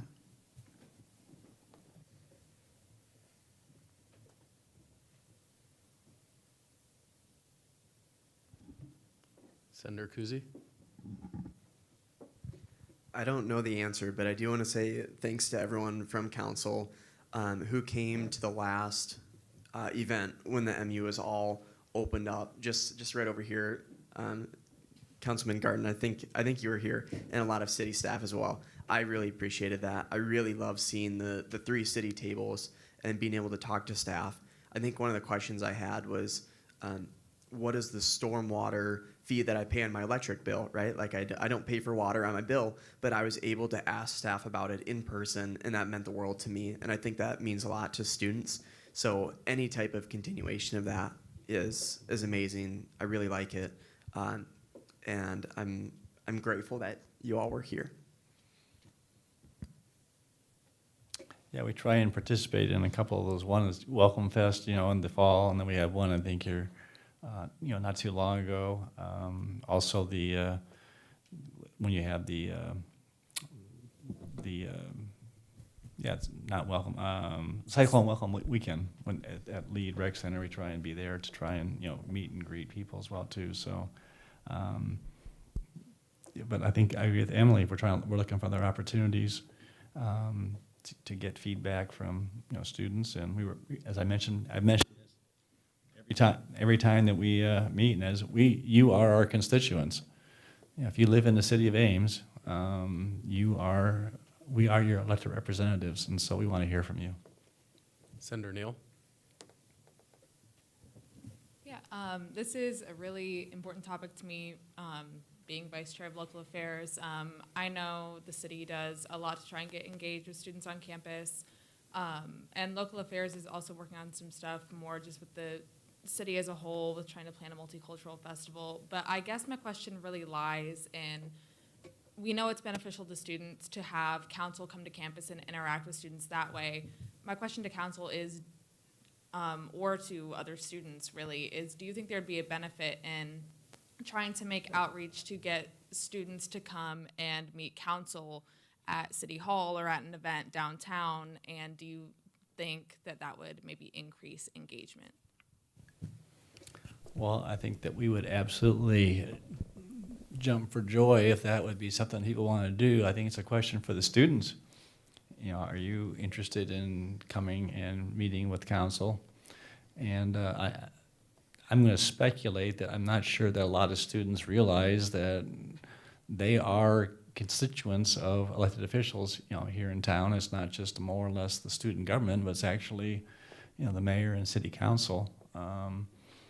Now, Iowa State does operate independently of the city. Campus is essentially overseen by different administration. We have no responsibility, authority. You can build buildings on campus, and the city of Ames does not inspect them. They're inspected by state fire marshal. They're not inspected by, the city of Ames. So there is a little bit of difference from that standpoint, but we still do represent them. So what do you students think? Are you going to come to event, and how would we publicize that? Brahman, you were going to say something first? Go ahead. Well, I was just going to say, I think that is a little tricky. I love to get students sort of off campus, downtown, or to City Hall, because, I live and work downtown, and so I'm a big advocate for that area too. And I think it's sort of, a lot of students are focused on their campus experience, and there's a lot of amenities here on campus, so sometimes it can take a few years before students discover the other parts of town. And whatever we can do to bring people off campus and teach them about the other parts of Ames, I'm a big fan of that idea. But yeah, what events maybe are attractive, that is where we could use some advice. I would add too, though, that if any of you are involved in like student organizations or student clubs, that's a great way to to reach out to us too, have us come talk to your club or your organization. I personally try to say yes if I'm asked to come speak with someone or to meet with someone about a topic they're interested in, or just about council outreach in general, right? So if I had a club reach out to me, I'm going to try to say yes to find a time where I can come to campus too. So I would just put out the offer that I am totally willing and happy to, in fact, come to campus and meet with clubs or groups of students, or whatever format that looks like. So if any of you are in groups or clubs, just think about that and take that back to your group and email me or email all of us. Senator Graybill. Hi, my name's Amaya. I represent the students in residence halls. I don't know if this is something you guys already do, but I think tabling on like the free speech area of campus could be a really good way to outreach to students. That's something student government does, and that could be something we also like collaborate with and like do together. Like student government could have a table and you guys could have a table, because you're not having to bring students out, they're already there. And especially if you're offering something like you have cookies or energy drinks, that's what a lot of our committees do. It's a really easy way to just like, students are out, they're willing to stop and get something. In that we could ask like, what are things you'd like to see? And that could also be a good way to like hear about events from more students outside of just us that they would be interested in. How frequently does that happen?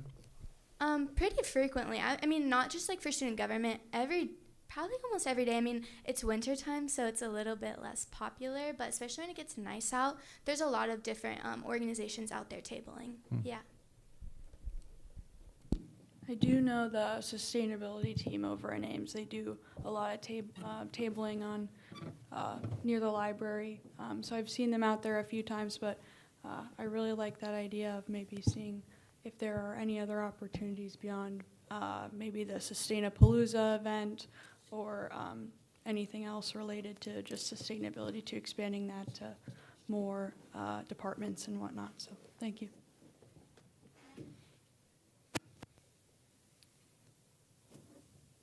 Senator Marcus. Yeah, just one of the first things that came to my mind, which I have no idea if this is a bad idea or a good idea or somewhere in between, but I was thinking back to like one of the first events we did as student government for this for the fall semester was that Candyland event where we kind of had a booth for each committee, and then we even had like a booth with pizza that our president and vice president were both at pretty much the entire time, if not the entire time. And my first thought was to just add another booth and even do like one of an events like that, or even our first event like that, and add a booth for city council members to have, one or two city council members at, and make them a part of the little paper that students grabbed where they had to go back and forth to each booth and ask a question or do a little activity or something like that. I felt like that would be a kind of easier way to integrate them into a student government event, as well as we definitely had a lot of students come throughout that day, just in between Beard Shear and Curtis. We had a lot of students stop by at, I think, almost every booth, and I just thought that might be beneficial.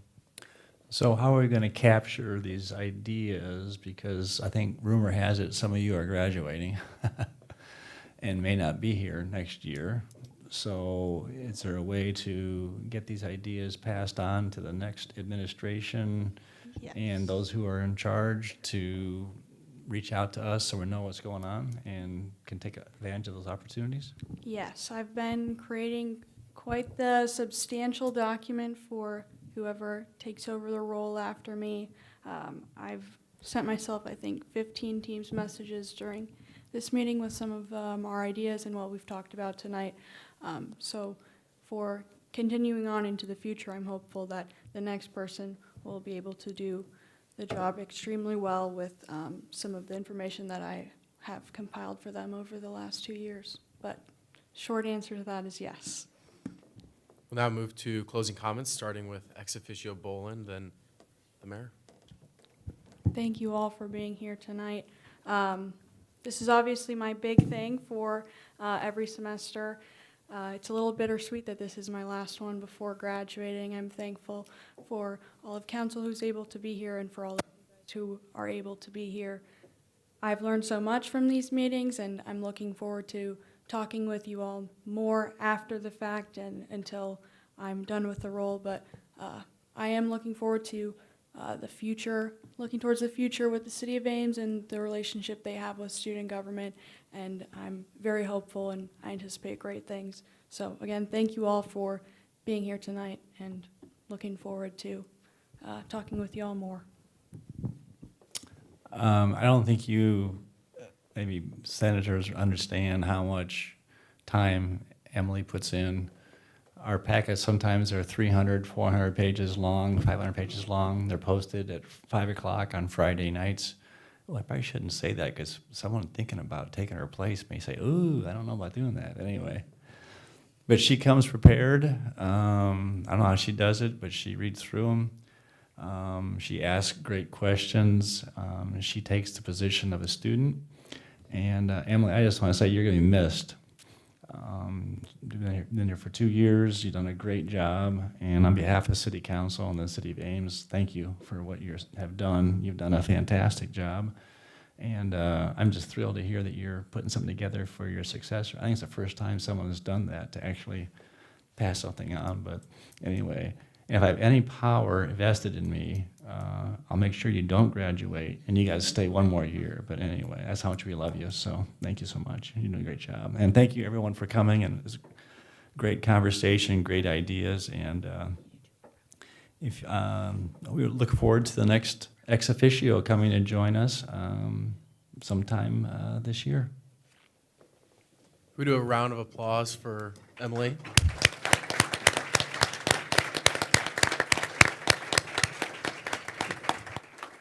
Well, thank you, Student Government and City Council, for our time this evening. Student Government, we will come back at 7:30, so in about 40 minutes to begin our regularly scheduled Wednesday meeting. Thank you all.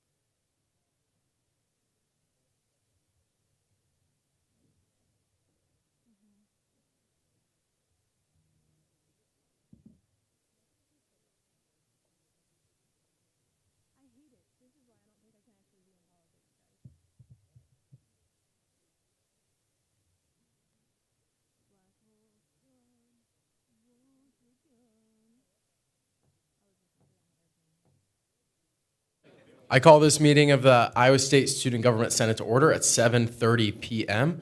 We'll begin with roll call. Valenzuela. Utica. Valley. Cernaski. Marcus. Neal. Miller.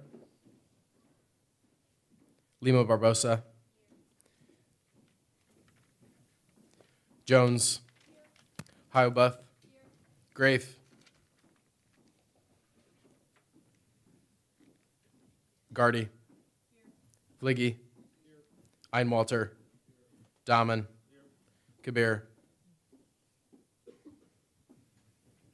Bernal.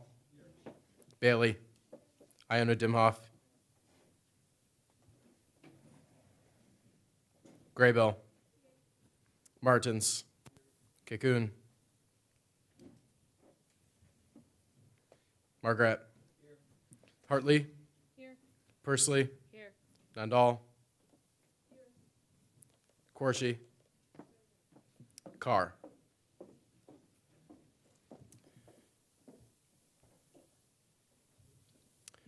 Now, the Pledge of Allegiance.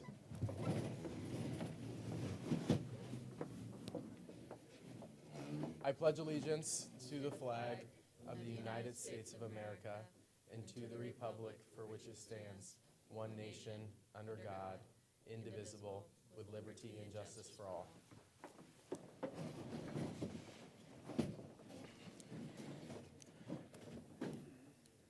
Senator Fliggy? Motion to add Senator Kuzi to the roll. There's been a motion to add Senator Kuzi to the roll. Second. It's been seconded. Are there any objections? Vice Speaker Hartley? Motion to add Senator Kabir to the roll. There's been a motion to add Senator Kabir to the roll. Is there a second? Are there any objections? We'll now move to seeing no program. There's more. Senator Bernal. Motion to add Senator Saini to the roll. Motion to add Senator Saini to the roll. Are there any objections? Okay. Seeing no program, we'll now move to open forum. Open forum is an opportunity to discuss issues relevant to the student body. Every speaker has 5 minutes. If you're here for open forum, I invite you to the lectern at this time.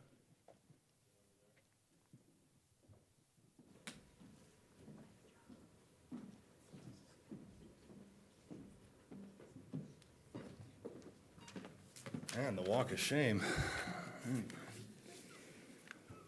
All right. Good evening, all. For those of you who do not know me, my name is Michael Briesmeister, and I am a member of your Supreme Court. I have served on this court for 3 years, and I come to you today with two separate issues. I should note that the rest of the court was unaware that I would be doing this tonight and of the contents of this speech, and therefore they do not endorse this. I must also note that a portion of my speech will concern partisan politics. While I dislike this incursion of outside politics into student government as much as the rest of you, I feel that this is necessary in the wake of recent events. My first address is directed toward the Senate. If and when impeachments are filed, I would implore you all to consider consulting the court on the language and the reasoning behind the articles. Unfortunately, when these motions are filed quickly and without proper review, we find that the charges levied cannot be upheld or, in recent cases, even brought to trial. Different wording of these documents could have at least allowed us to hear the case, but alas. Unfortunately, the dismissal of this case has called into question the integrity and ability of our court to properly handle cases, jeopardizing future efforts. For this reason, please allow the court to review your filings before they are actually filed.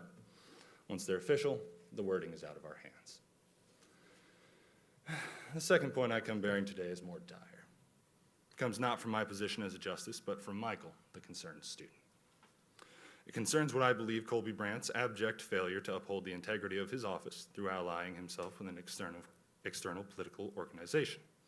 I cannot and will not claim that Mr. Brandt should be unable to associate with an outside group, as these rights are protected by his First Amendment. However, his involvement poses an interesting dilemma to the students he is supposed to serve. I would like to prove this dilemma through two individual pieces of evidence. The primary piece of evidence in this case are the many photos of Mr. Brandt attending and speaking at a Campus Victory Project event. This would lead me to believe that Mr. Brandt is a part of this organization and has been for an extended period of time. Due to the posting of his photos on the Campus Victory Project's Instagram page, this is all but guaranteed, unless Mr. Brandt would like to refute this. The secondary piece of evidence comes in the form of an online scan of Campus Victory Project pamphlet, sourced from the Chronicle of Higher Education. I will, of course, be happy to distribute the link once I am done speaking. The information contained within this packet is, as far as I have been able to ascertain, truthful and matches much of the publicly stated information from the Campus Victory Project. Even if this particular brochure is no longer in circulation, it does match the currently espoused beliefs of the Campus Victory Project's parent organization, Turning Point USA. My attention is drawn to page 20 of the scan, which contains the following under step 4. Block all boycott, divestment, and sanctioned groups and student legislation and start pro-America, pro-Israel, and free market week-long events on campus. Now, there's an oddity amongst these initiatives. Pro-American, of course. We all have varying degrees of love for our country. Free market, no problem with debating economic policies. But pro-Israel, why? Of course, anti-Semitism is a constant issue across the nation, and I would not tolerate a denial of this basic fact, but why Israel? Why not establish Jewish support groups? Why not provide rabbi phone numbers? I certainly don't believe the dining resolutions pushed by this body to support the Jewish community's dining needs were encouraged by the Campus Victory Project. Therefore, we must conclude that the organization seeks to support Israel the nation and not the Jewish community. I don't believe I need to remind everyone here what is currently occurring in the Middle East. Israel is currently committing a genocide in Gaza. Israel is slaughtering children. These charges of genocide are recognized by Turkey, Chile, Brazil, Spain, Ireland, the International Federation for Human Rights, the Jewish Voice for Peace Group, Doctors Against Genocide, Amnesty International, the European Center for Constitutional and Human Rights, the International Association of Genocide Scholars, and a few more. The United States denies these allegations. I don't care what the U.S. administration tells us, and neither should you. The nation of Israel is committing a genocide. And if our student government president is part of an organization that actively supports that nation, we cannot effectively serve the student body. Just recently, we spoke with the Iranian Students and Scholars Association. I want you to tell me how we are supposed to look them in the eye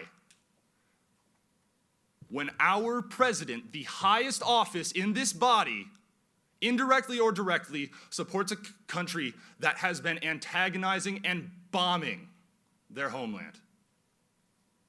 I want you to tell me how we are supposed to look anyone from Palestine or any neighboring nation in the eye when the man in the office of the president supports an organization which supports a country that has and continues to commit the most heinous crime known to man. Mr. Brandt, you have destroyed, dare I say, annihilated the credibility of this institution. Your actions have directly damaged the student body's trust in us. It is an expectation of this body that we remain apolitical to better serve our fellow students, yet you drag future members of this government into external political organizations that directly seek to influence our policies. Your refusal to answer the Senate's questions at the last meeting, indicates contempt for your colleagues. All in all, I must find your actions as nothing less than masterful. There is nothing in the Constitution prohibiting you from making the rest of us and yourself look like corrupt fools. If you had any remaining respect for yourself or for those seated in the room with you, you would resign. Thank you all for your time.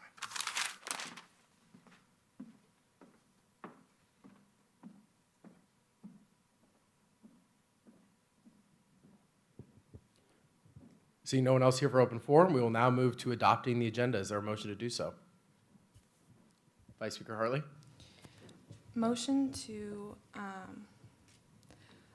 add 2026-3-022F to the bottom of new business.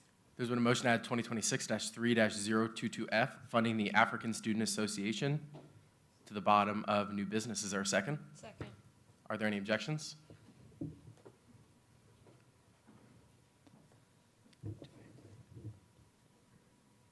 Senator Nondal.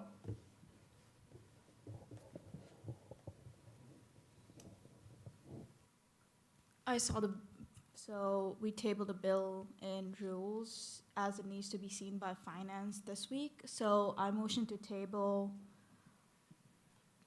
2026-3-002 SA for a week. There's been a motion to table 2026-3-002 SA, new and improved Committee on Lectures contract, to be tabled for 1 week. It's been seconded. Are there any objections? All right, we're back to the agenda as a whole. Is there a motion to approve it? So moved. Is there a second? It's been properly moved and seconded to approve the agenda. Are there any objections? We'll now move to approval of minutes. Is there a motion to approve the minutes?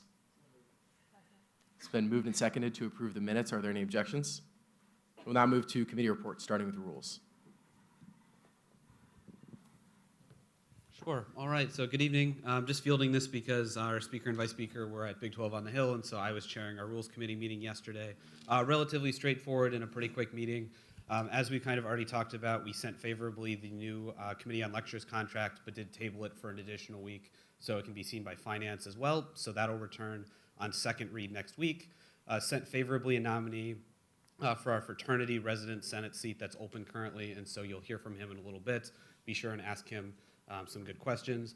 And then beyond that, started preparing for our annual bylaw kind of revisions that we're planning to make. And so for anyone in Senate or any of our directors, if you have thoughts on things that could be corrected or fixed in the bylaws, please let us know sooner rather than later. Finance.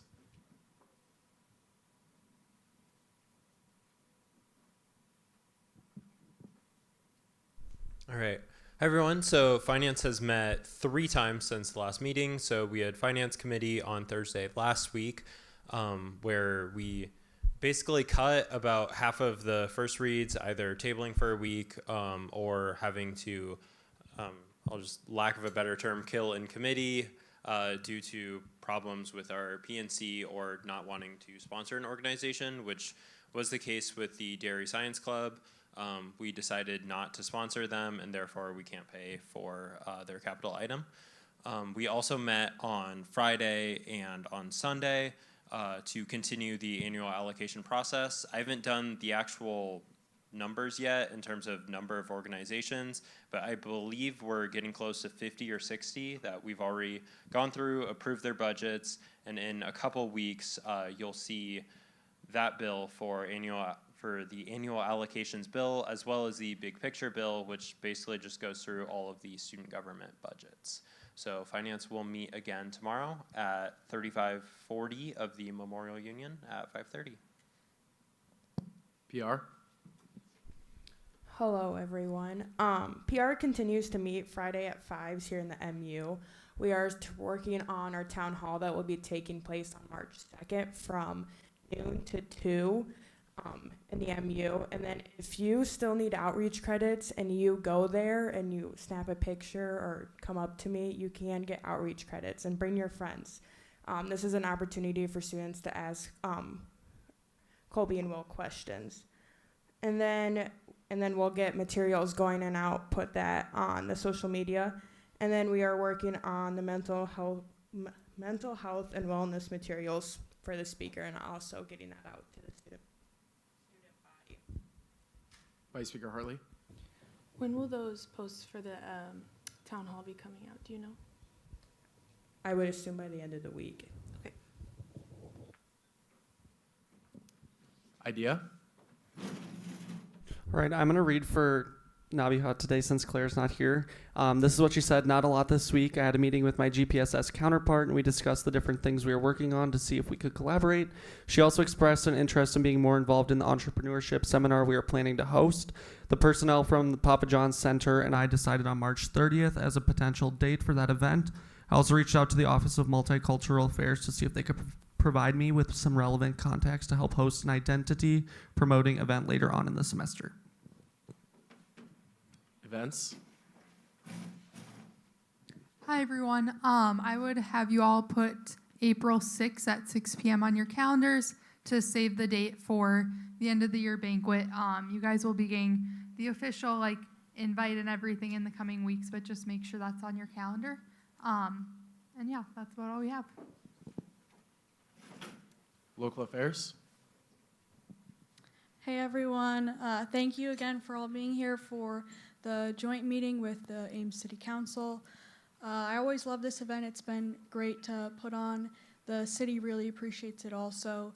I think it went really well. I took a lot of notes from the discussions we had, and I will be communicating with a lot of you in the next few days and weeks to address some of those comments. Additionally, I'm going to post a link in the general chat about a downtown survey. One of the projects that Local Affairs is working on is a interactive downtown map, so students can see what's going on downtown, what kind of shops are available and all that. So if there are any shops, restaurants, whatever, that you've been to and you want to write something positive or say something about how great they are for students or what you've liked about them, I would really appreciate you guys filling that out. And again, I'll put that in the general chat link, so thank you for that. And also, I just want to shout out the whole local affairs team. The at-larges have already left and gone home, but for the senators that are local affairs members, I couldn't do these meetings without you guys, and I'm just very appreciative. So thank you all again for tonight, and looking forward to the next few weeks before I'm done with the job. So thank you. Sustainability. Hey everyone, so we've been very busy. As of tonight, we just passed another green initiative, this time for the restoration of the ISU Stable Run disc golf course, and this was led by Delaney, who's not here, RIP. But we are also working on getting a bunch of new projects, and we've been meeting with a lot of student groups and reaching out, and we're currently in a crunch time for getting bills through, so if you have any ideas or any groups that you think might benefit from either seeking out Green Initiative or other funding, please send them our way. And then also speaking of bills, we do have a bill on the agenda tonight which is going to help us fund these upcoming projects as well as current bills that have already been passed. So, and I will be here to answer any questions about that when the time comes. Thank you. Health and wellness.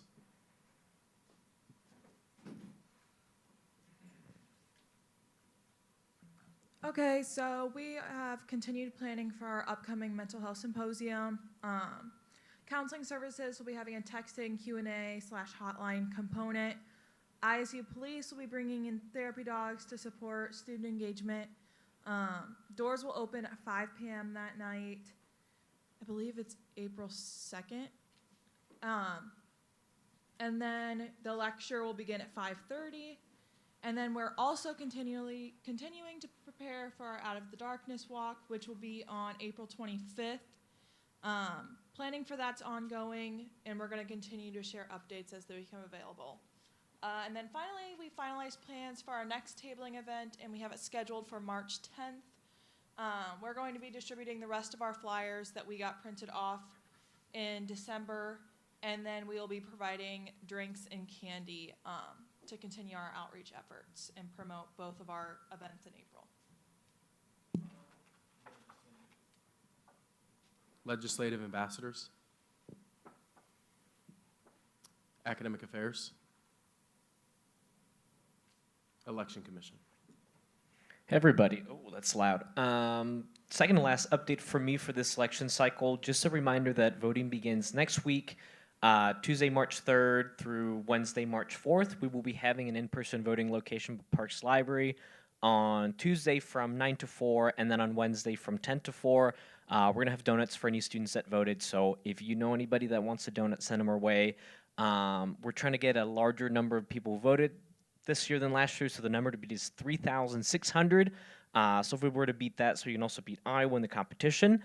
And if you're a senator that's running, just make sure that you get your outreach credits before next week. If you think you won't be able to make that and you need a rule waiver of any sort, let me know. We'll work something out. Thanks. Comments from the judicial branch.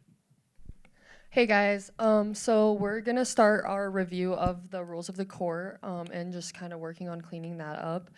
And then also I just wanted to mention that if you guys ever have like any questions or anything, please feel free to talk to me or ask regarding anything. Like I'm here and you can just email me or even like talk to me in person if you see me, so. Comments from the advisor. No comments.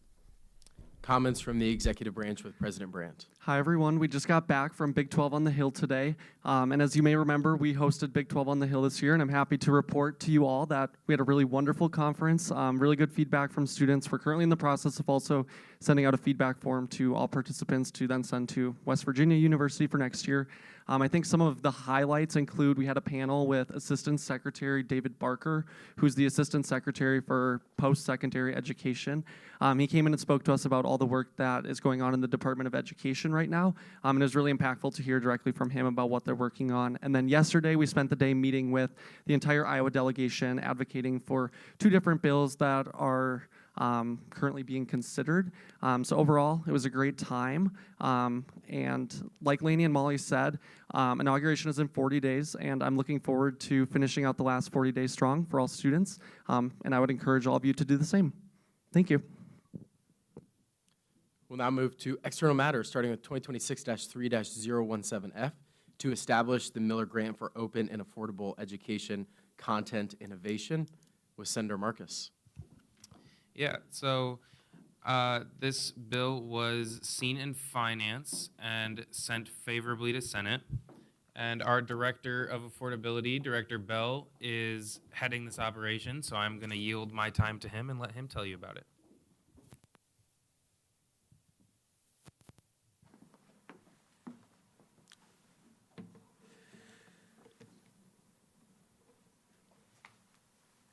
Hello all. Yeah. So, I'm just going to start this off. As part of my capacity as Director of Affordability, we all sit, as Director of Affordability, you sit on the Open and Affordable Education Committee. Rachel has sat on it in previous years. She's done a very good job. And that's led by Abby Elder, who's not here today, but is an incredible resource at the library. She runs all the OER initiatives. OER is Open Education Resources. Yep, here it is. So this is my presentation. All right, so this is the first slide. So this is just the first of 3 bills that we're going to talk about. This is the only one asking for money, though. So going into the first one, as I said, part of the Open Education Committee. In addition to supporting OER, the committee explores alternative affordable course material initiatives that can support students. This is really a cross-section. We have people from the student bookstore, from the library, faculty on staff, obviously a student representative and myself, and there's a lot of good work that gets done there. Could you go to the next slide, please? So what they manage is the Open Education Resources. These resources are free, open to use. Things like might be falling into this category are homework assignments, textbooks are the biggest thing, course videos, course content, lecture plans. So if you go to the next one, like I said, and there's countless ones. And then going on to the next one, what does it mean for it to be open? It means that it can be used for completely free. You'll notice in a class like this, it's a huge cost saving. The cost savings on textbooks can be hundreds of dollars. We have some classes where the course materials, the total cost is $750. So there are big opportunities for students. So even if only 30 people take a class, there's huge savings to be had in even one class at a time.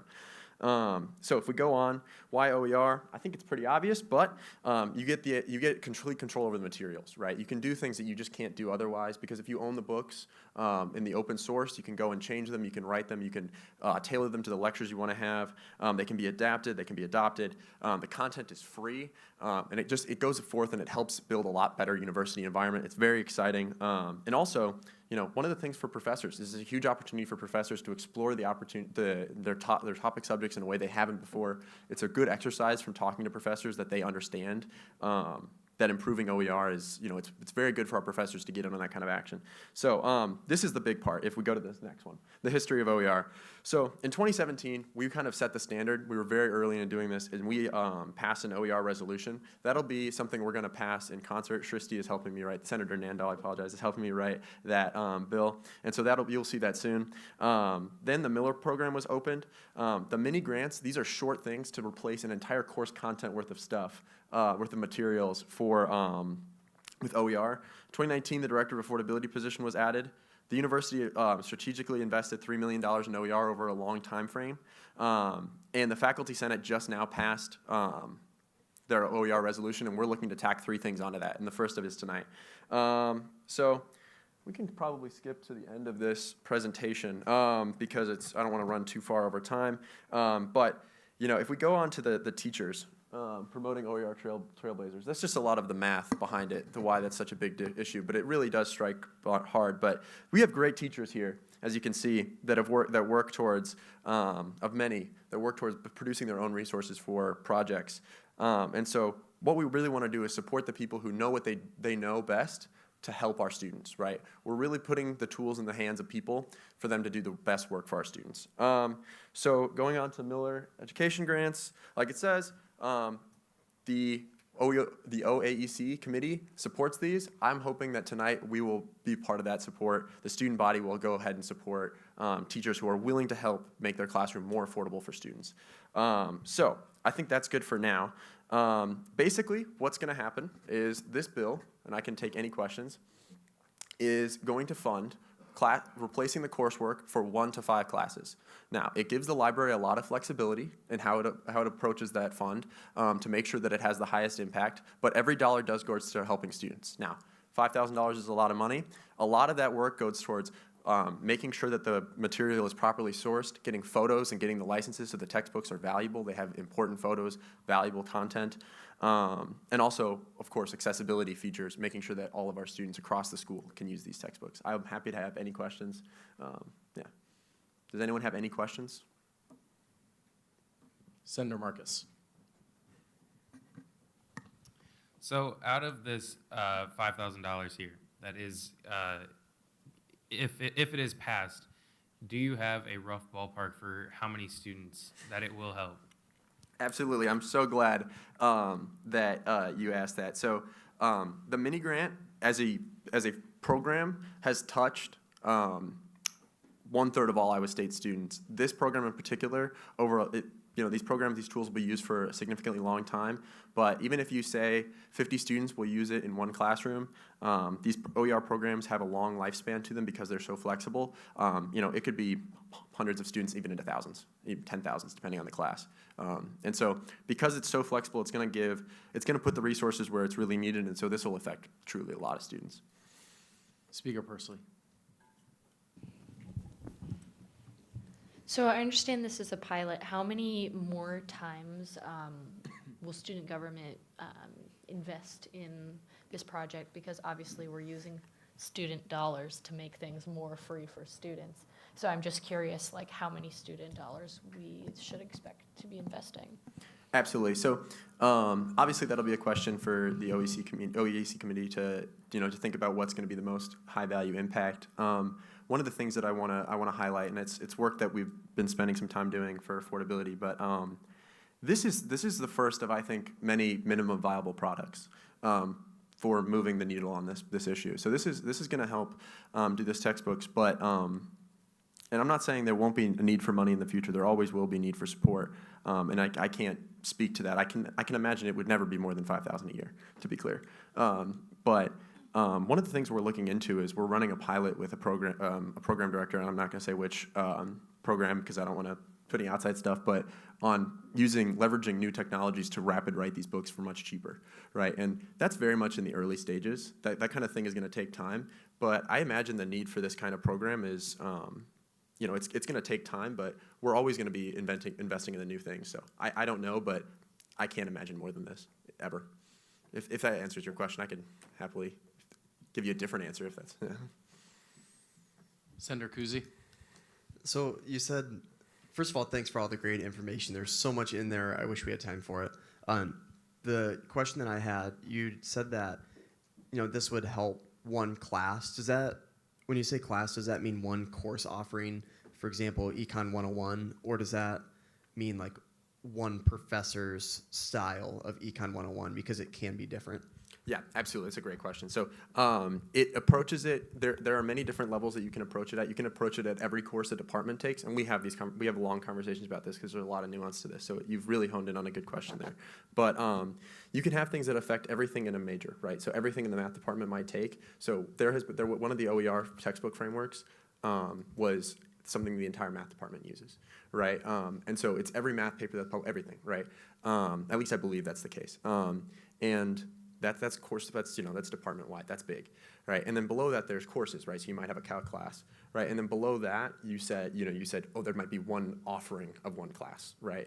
So one of the things that I believe is that it only ever goes at the course level. So it makes sure that it's affecting all the professors across the class, and so it's affecting a minimum number of students so that it makes sense the investment makes sense, that the math works out. Because if you were doing it just for one professor, it might not make sense, but when you do it for all the classes, the math really adds up because you're saving maybe, there are our highest class, there's a dashboard like we talked about, it's the Faculty Senate, but our highest class I believe was $750 for all the course materials combined.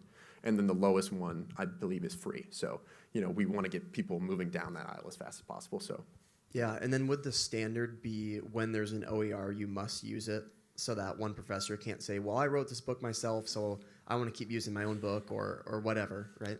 Yeah, absolutely. So that's a great question. So one of the things is, and why I wanted to highlight those people is we call it highlighting our heroes. We always want to do it because it takes a lot of work to do one of these kinds of textbooks or course materials.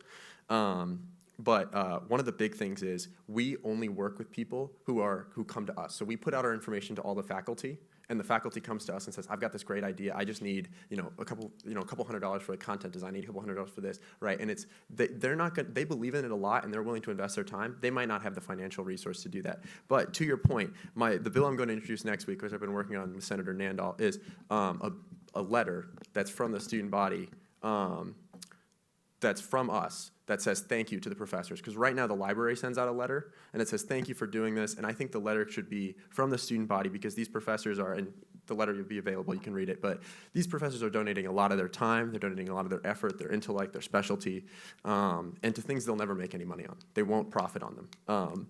And so, it should be a really, it is not an easy choice for a professor to go do this. It really isn't.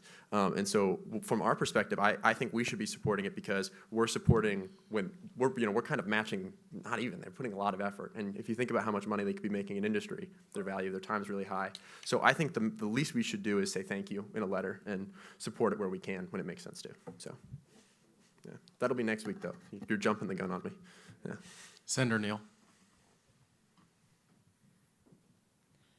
First, I wanted to thank you for all the information that you gave us. It was really beneficial to see that. And I know textbooks and course content can be a big barrier for students. So I think this is a good idea.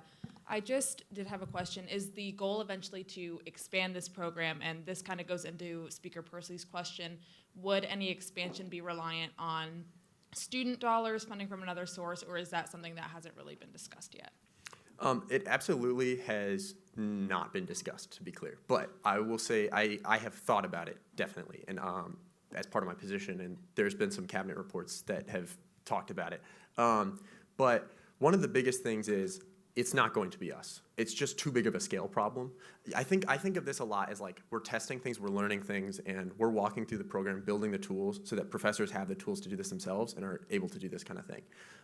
It's never going to be us, though. I mean, the university strategically invests, can invest money in this, and a lot of what that's going to is building out infrastructure and building tools to do it.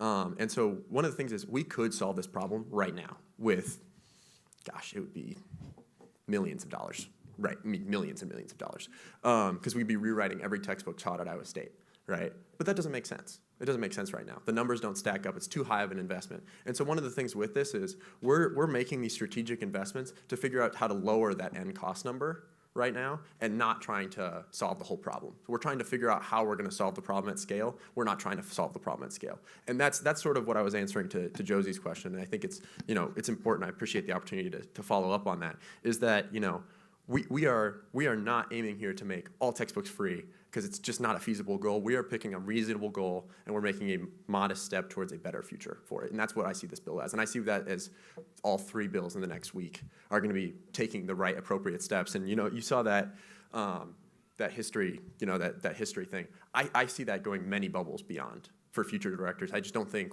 we're there at a spot. And we're working on some stuff. It'll be in my handbook. And if there's more time in the future, I'd love to show how we have some other ideas for that. But yeah.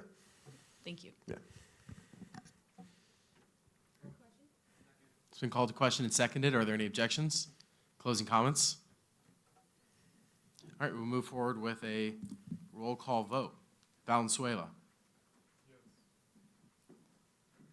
Valley.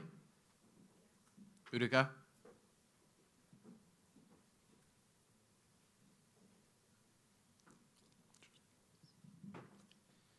Srinaski. Marcus. Neal. Lima Barbosa. Jones. Heilbuth. Gardy. Fliggy. Einwalter. Dahman. Bernal. Bailey. Graybill. Martins. Margaret. Hartley. Pursley. Nandal. Corshi. Carr. Kuzi. Kabir. Saini.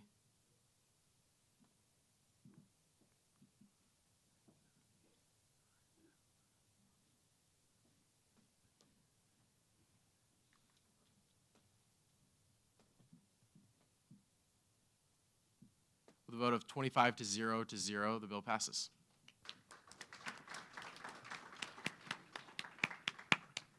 Is there a motion to remove Senator Utica from the roll? So moved. Is there a second? Are there any objections? All right, we will now move to 2026-3-018F, funding for Alpha Kappa Psi with Senator Saini. We saw this bill in finance last week and passed it favorably to the Senate. I believe we don't have representatives from the club today, so yeah. So if you have any questions, I can answer it. Speaker Pursley. Motion to table the bill until next week when we have representatives. There's been a motion to table the bill for 1 week. It's been seconded. Are there any objections?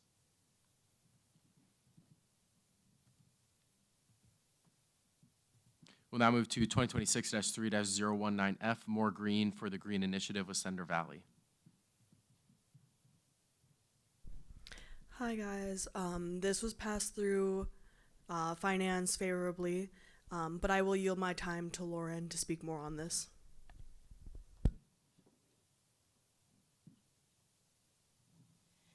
Yeah, so we have been very busy this year compared to previous years in terms of both members and amount of projects that we are getting done in this term. And to get everything that we want to get done, we are asking for more money to go back into our Green Initiatives Fund. And yeah, I can take any questions. Vice Speaker Hartley. I am all for more green for the Green Initiatives Fund, but Senator Valley, can I make it friendly for you to retitle this document to be the bill number, please? Thank you. Speaker Pursley.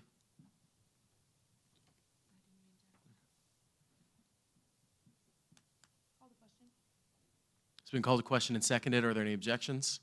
Closing comments? Senator Valley, any closing comments? No. We'll now move forward with a roll call vote. Valenzuela. Valley. Srinaski. Marcus. Neal. Lima Barbosa. Jones. Heilbuth.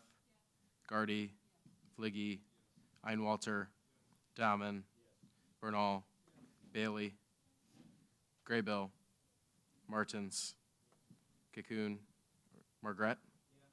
Hartley. Pursley. Nandal. Corshi.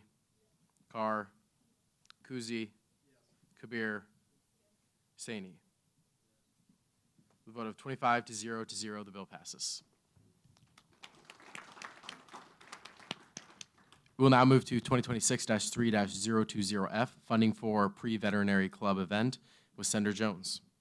Hi everyone, this was reviewed in Finance Committee and it was sent favorably. And we have representatives, so if you want to come up to the lectern, tell us more about your funding request.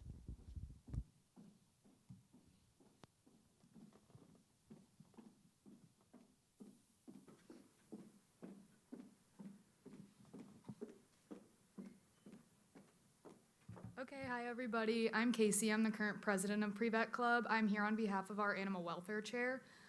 She's requesting money for an event that we're going to be doing with the Ames Animal Shelter.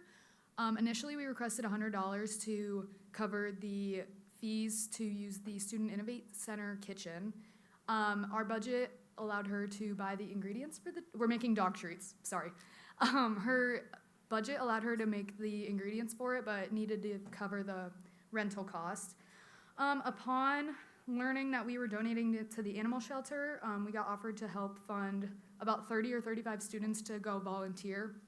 Volunteering at the Ames Animal Shelter does cost $25 per person, so that's why we have the $975 budget, or funding. Yeah. It's been called to question and seconded. Are there any objections? Closing comments? No. No closing comments. We'll move forward with a roll call vote. Valenzuela. Yes. Utica. Valley. Cernaski. Yes. Marcus. Yes. Neal. Lima Barbosa. Jones. Yes. Hioba. Yes. Gardy. Yes. Fliggy. Yes. Einwalter. Yes. Dahman. Bernal, yes. Bailey, Graybill, Martins, Cocoon, Margret, yes. Hartley, yes. Pursley, yes. Nundall, yes. Horshey, Carr, Kuzi, yes. Kabir, yes. Saini. Yes. With a vote of 25 to 0 to 0, the bill passes. Thank you.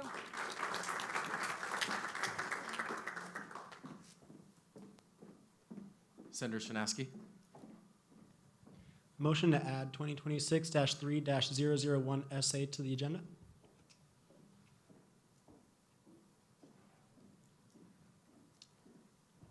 Do you have it on the agenda, the bill on the agenda? Not right. If you could add it, I just have to repeat the name of the bill off and the numbering. And where would you like that to be?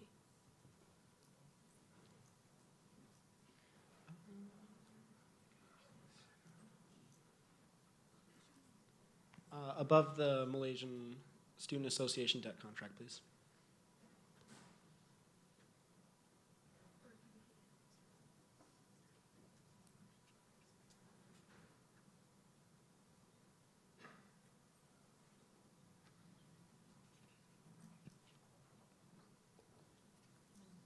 Can you put the link to it?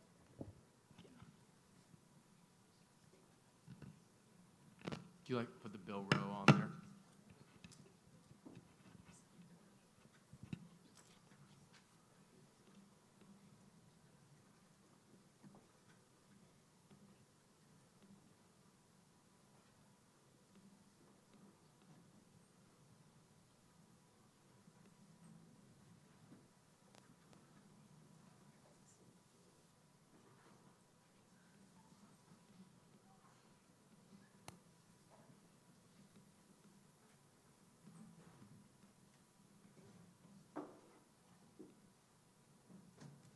There's been a motion to add 2025-3-001SA, entering a contract with the business pop-up shop to the second to last item under external matters.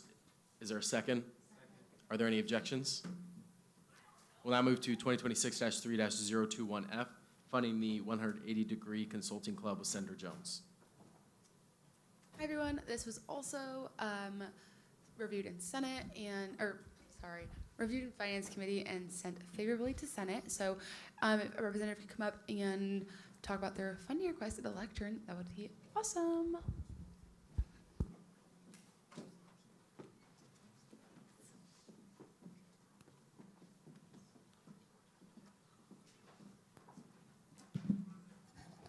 Hi everyone. We are from 180 Degrees Consulting. It is a student organization where we provide free of cost consulting services to socially conscious organizations, nonprofits, and small businesses. We are here to ask funding for some marketing costs, to get a guest speaker in, and to do a case competition. Senator Cernaski.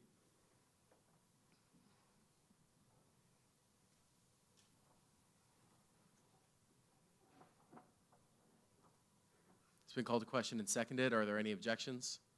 Closing comments? Okay. Now move forward with a roll call vote. Valenzuela. Valley. Cernaski. Marcus. Neal. Lima Barbosa.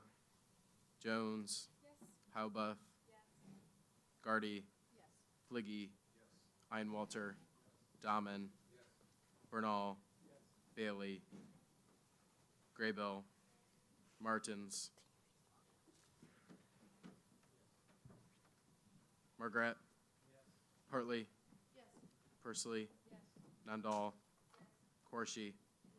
Carr. Kuzi. Kabir. Saini.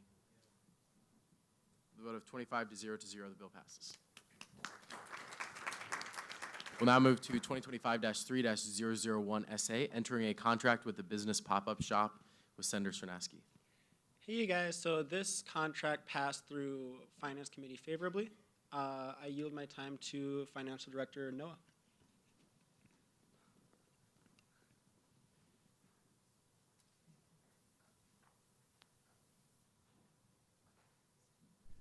All right.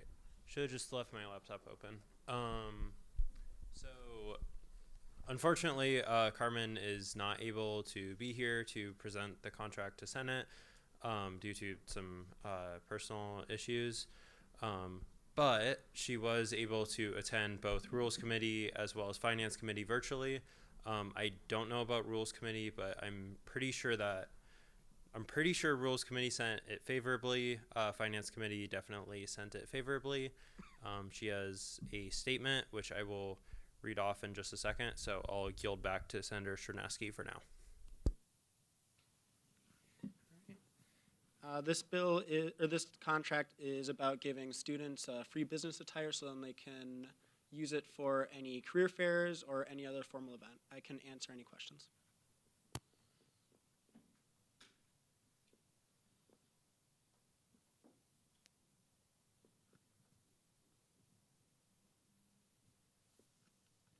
Speaker Pursley. I would encourage everyone to take a second to read through the contract, look through the contract if you haven't already. Entering into a contract with a total funding of $87,800 is a lot of money for 4 years. So I just want to make sure everyone does their due diligence. I know this has gone through Rules Committee and we passed it favorably, but we do have one thing to change on the contract. So, motion to add during session 3 after ISU pop-up shop shall work with the Speaker of the Senate to set up a meeting at which they will present during a student government program. In section 4A, there's been a motion to add during session 3 before or after at a meeting. Second. It's been seconded. Are there any objections?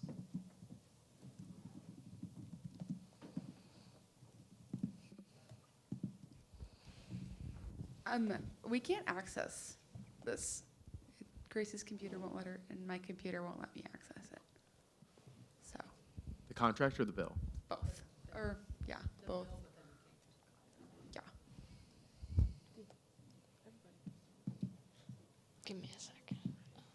need permission to access it, so.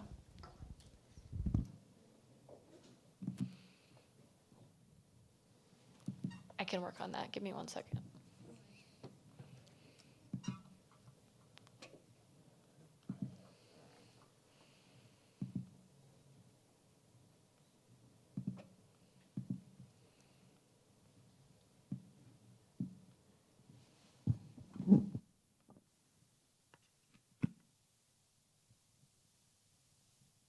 Let me know if you can access it now.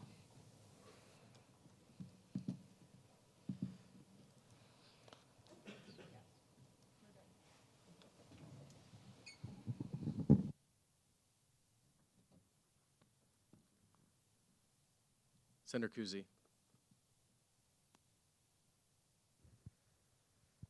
I guess I just wanted to clarify. We just tabled a bill because we didn't have representatives here, right? I think that was just said. Point of information. That contract has not gone through Finance Committee yet, and that's why that was tabled, not because there wasn't representation. Okay, sorry, that's what I heard. But I guess otherwise, Could you yield to me on that real quick? Yeah, do you have that? Okay. statement? Yeah. So the finance bill that we just tabled, we actually tabled it in committee because we realized that they were actually requesting funding for next year. So we just threw it on our annual allocations budget. I might have made a mistake in accidentally sending that to Josie, saying that we sent it favorably. So that's my bad. That probably wasn't supposed to be on the agenda. But I do have a statement if I could. Yeah, if please. anyone's interested in. Okay. Okay, so this is from Carmen. The free business attire pop-up shop has existed since spring semester 2018. We host one each semester prior to the career fairs. Yearly, we serve close to 1,000 students, with our larger portion being served in the fall. Approximately 75% of our participants are first-time attendees. We serve all Iowa State students, whether they're freshmen or postgrads or in vet med or somewhere in between. These funds will be used to continue their work as well as create new opportunities such as events and catering as well as workshops.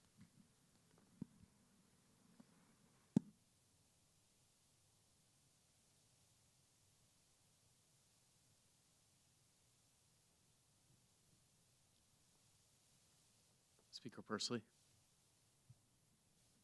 My question is for Finance Director Kammeyer. We've been entering a lot of contracts, and they have they mostly have 4-year requirements. Can you talk about the impact that has on our financial obligations and whether we are able to commit this much money for that many years? For sure. So I think one of the big things for me going into this year was the long-term strategic use of the special projects account. I think that was an important part of using all of this money that we have in our reserves, and we don't want to just burn through all of it in just 1 or 2 bills.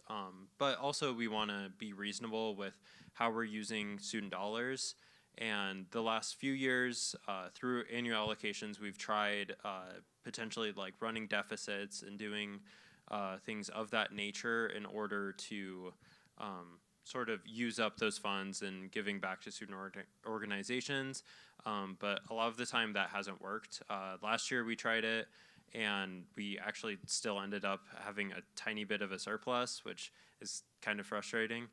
But that's just sort of how it goes. And with these contracts, we know that there's an investment happening, that students are benefiting from it.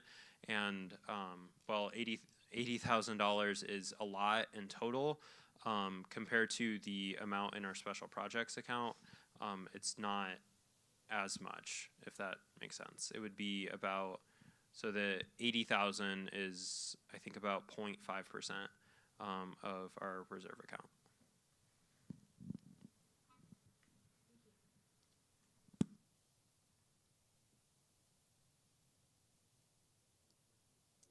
It's been called to question and seconded. Are there any objections?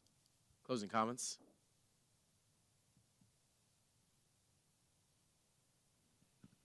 I will say that out of all the things that student government supports, this is one of the very few that I've actually been able to take advantage of.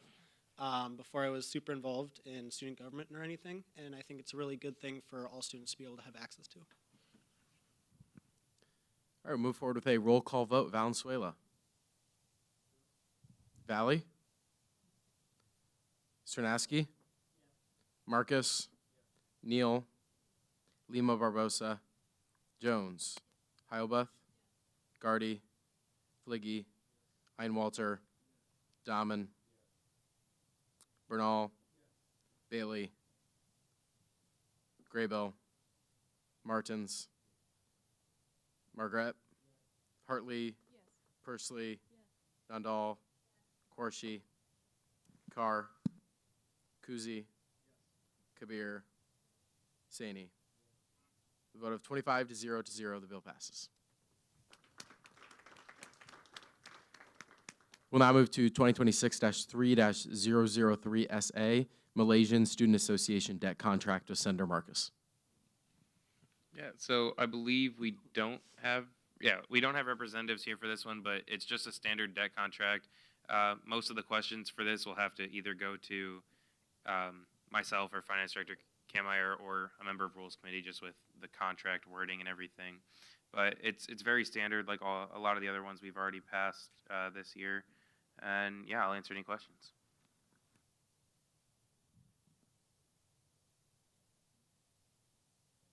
It's been called to question and seconded. Are there any objections? Closing comments?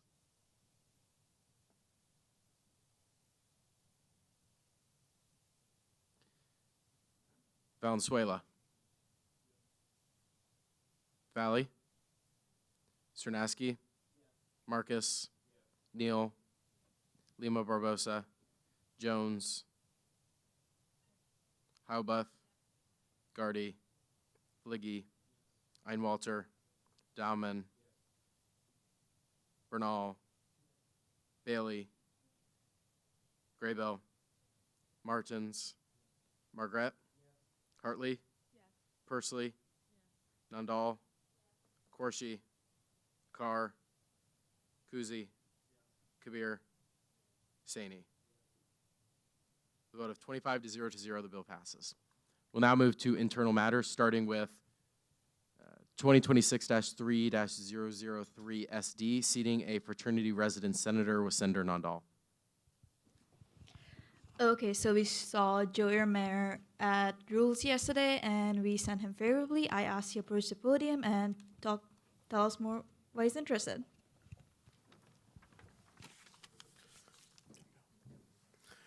Good evening, everyone. My name is Joey Ramari. I'm excited for the opportunity to speak with all of you today and introduce myself as someone who cares deeply about student government and the role it plays on our campus.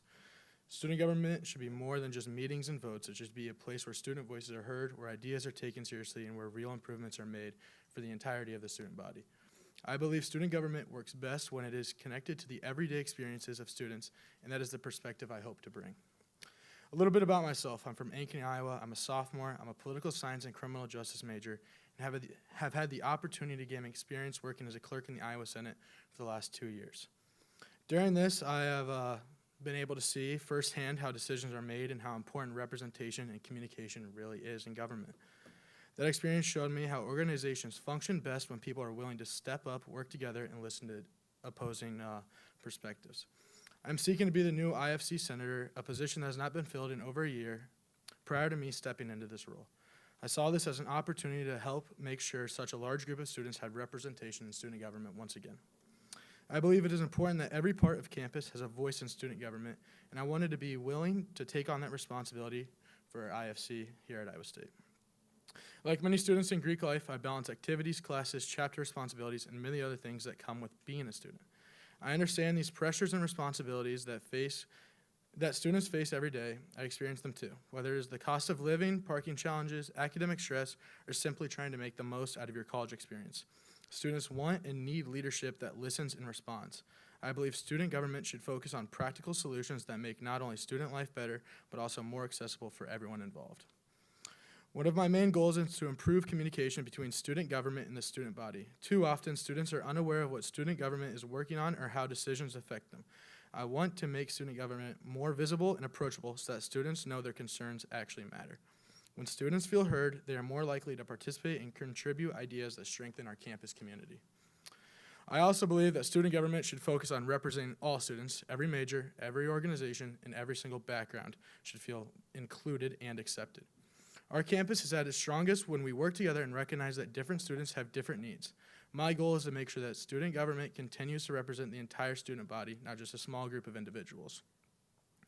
Leadership is not about titles, it is about responsibility. If given the opportunity tonight to serve, I will work hard, listen carefully, and approach decisions thoughtfully. Student government has the potential to make a real impact, and I believe that the right effort and commitment, we can continue to improve the student experience on this campus. Thank you for your time, and I look forward to working with all of you. Senator Srnaski. I kind of have two questions. The first one is for the general senator body, is how does the timing with this work with the election cycle? And then the second question I have is that if your term were to end, then at the end of this current fiscal year, would you plan on running again? So it actually works like really weird. I think that as soon as I'm gonna have to end up going into write-in election, obviously, since I missed the ballot deadline into IFC. And then yes, I do plan on continuing this position. Awesome, thank you. Of course. And then a point of information, it doesn't affect his position in the rest of the term. Senator Neal. Hi, thank you for having that speech prepared. That was really nice to hear all of your ideas. Do you have a committee in mind that you would be interested in joining if you are sat tonight? Yeah, I'd like to be on a events committee, and probably something like local affairs would be awesome as well. Senator Marcus. Yeah, I also want to say thank you for having that speech prepared. It shows you're definitely dedicated and really want to be a part of everything and hit the ground running. My question for you is, if you had to describe yourself in one word, what word would you use? Dedicated. Senator Jones. Senator Neal stole my question, but just to confirm, you're living in the house this year, right? Yes. Okay, perfect. Speaker Pursley. Yeah, so I'm just curious what projects you are hoping to implement, either small projects in the next couple of weeks or future in the next year, and what you would like to do specifically for fraternity students on campus.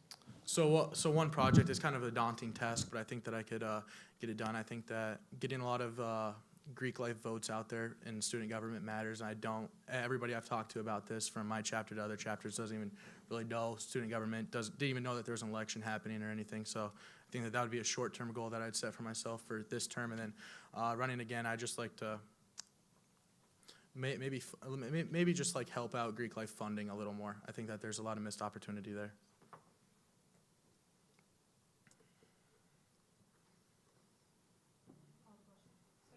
It's been called to question and seconded. Are there any objections? Closing comments? Unanimous consent has been called for. Is there a second? Are there any objections? Seeing none, congratulations. Thank you.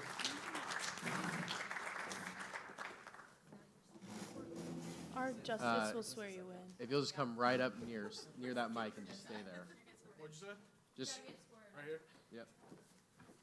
Here, he's coming.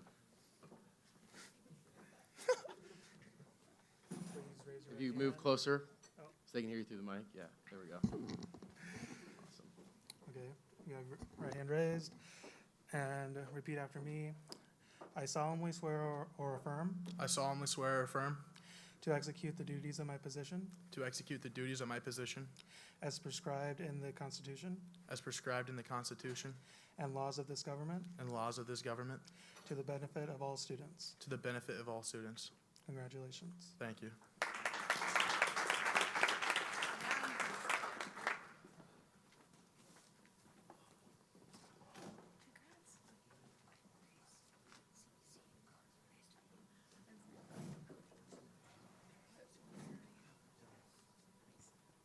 there a motion to add Senator Ramiro to the roll?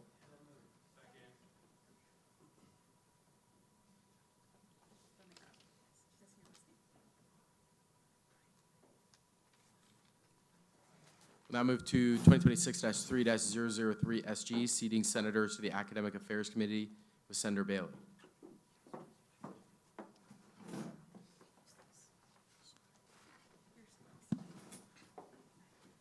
Sorry, guys. I invite Senators Nandal, Jones, and Gardy up to explain why they would like to join the committee.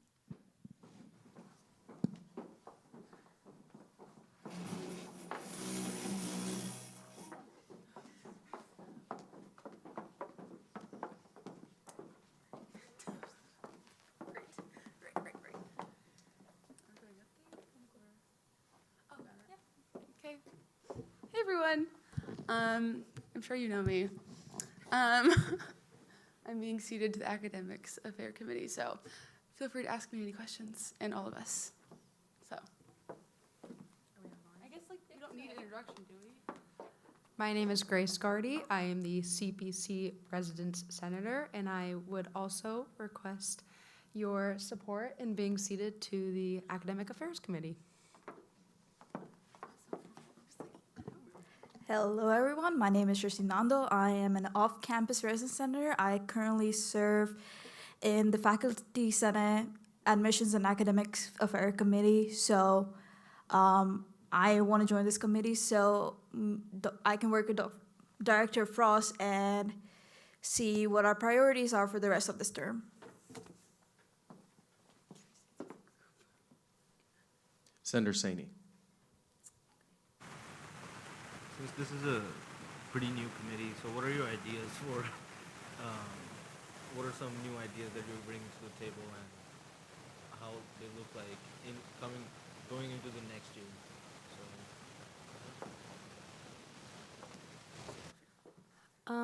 I've thought about this a lot because I'm a person that's kind of driven by my academics, and I think that there's a lot of fluidity with where this new committee can go. And one aspect I think would be great is a little strengthening on the guidance of career paths, but then also the connection between students and their teachers, like on an individual basis. That is my personal aspect.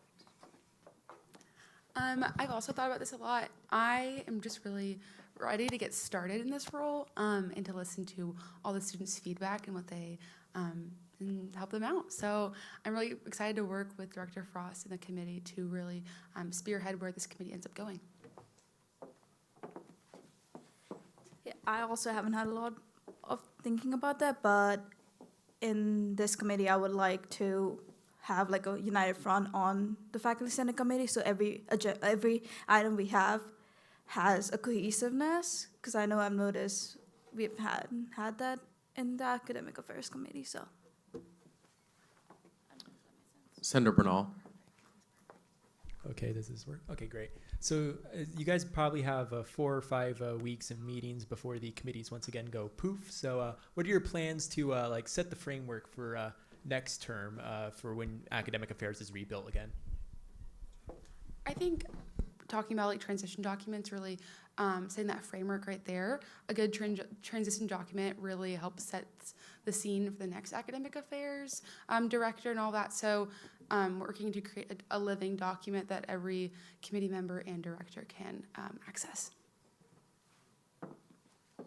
Yeah, and just laying grounds for projects you want to work on for the next term. I know me and Samantha Jones are not going to be graduating, so maybe we might be serving next year on the same committee, so keeping this project going.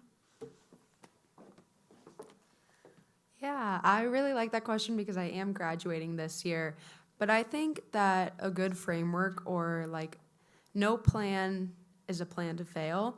And so I think just setting up the framework for the committee and making it solid and preparing for the future of it, I would love to help in even just the beginning stages that I can. Senator Neal.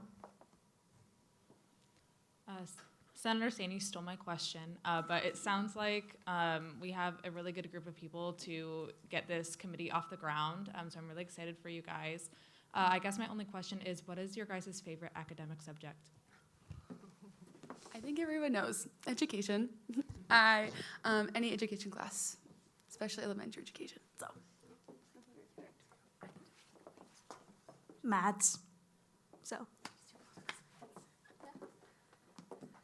I'm kind of like, do you mean like major or do you mean like specific class or? Like a course category, like education, economics, math, type of science. Probably English then.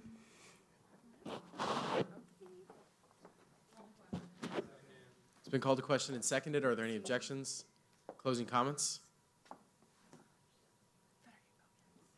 Placard vote? Placard vote has been called for. All those in favor?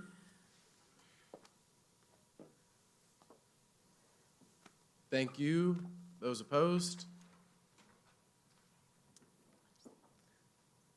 With a vote of 22 to 0 to 0, the bill passes. Congratulations.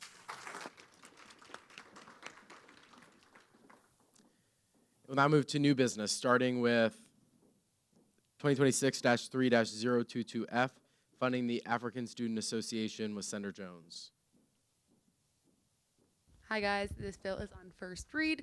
You can ask me yes or no questions. We will see it in Finance Committee tomorrow.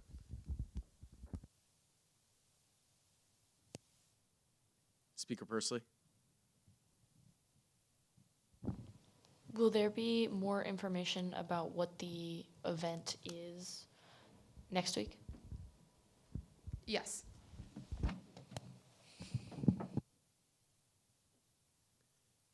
Seeing no further questions, are there any closing comments for the good of the group? Vice Speaker Hartley. Well, thank you everybody for sticking out this long evening. Very excited about the Academic Affairs Committee getting off the ground. Please be sure to do your office hour, and feel free to reach out to me if you ever need to chat about anything, or I'm always going to respond on Teams. So, Speaker Pursley. Hi everyone, good job today. We have a lot of events coming up, so make sure you have those in your calendar. And I believe President Cook will be at Senate next week, so get ready for that. Is there a motion to adjourn? Is there a second? Any objections? Have a good night.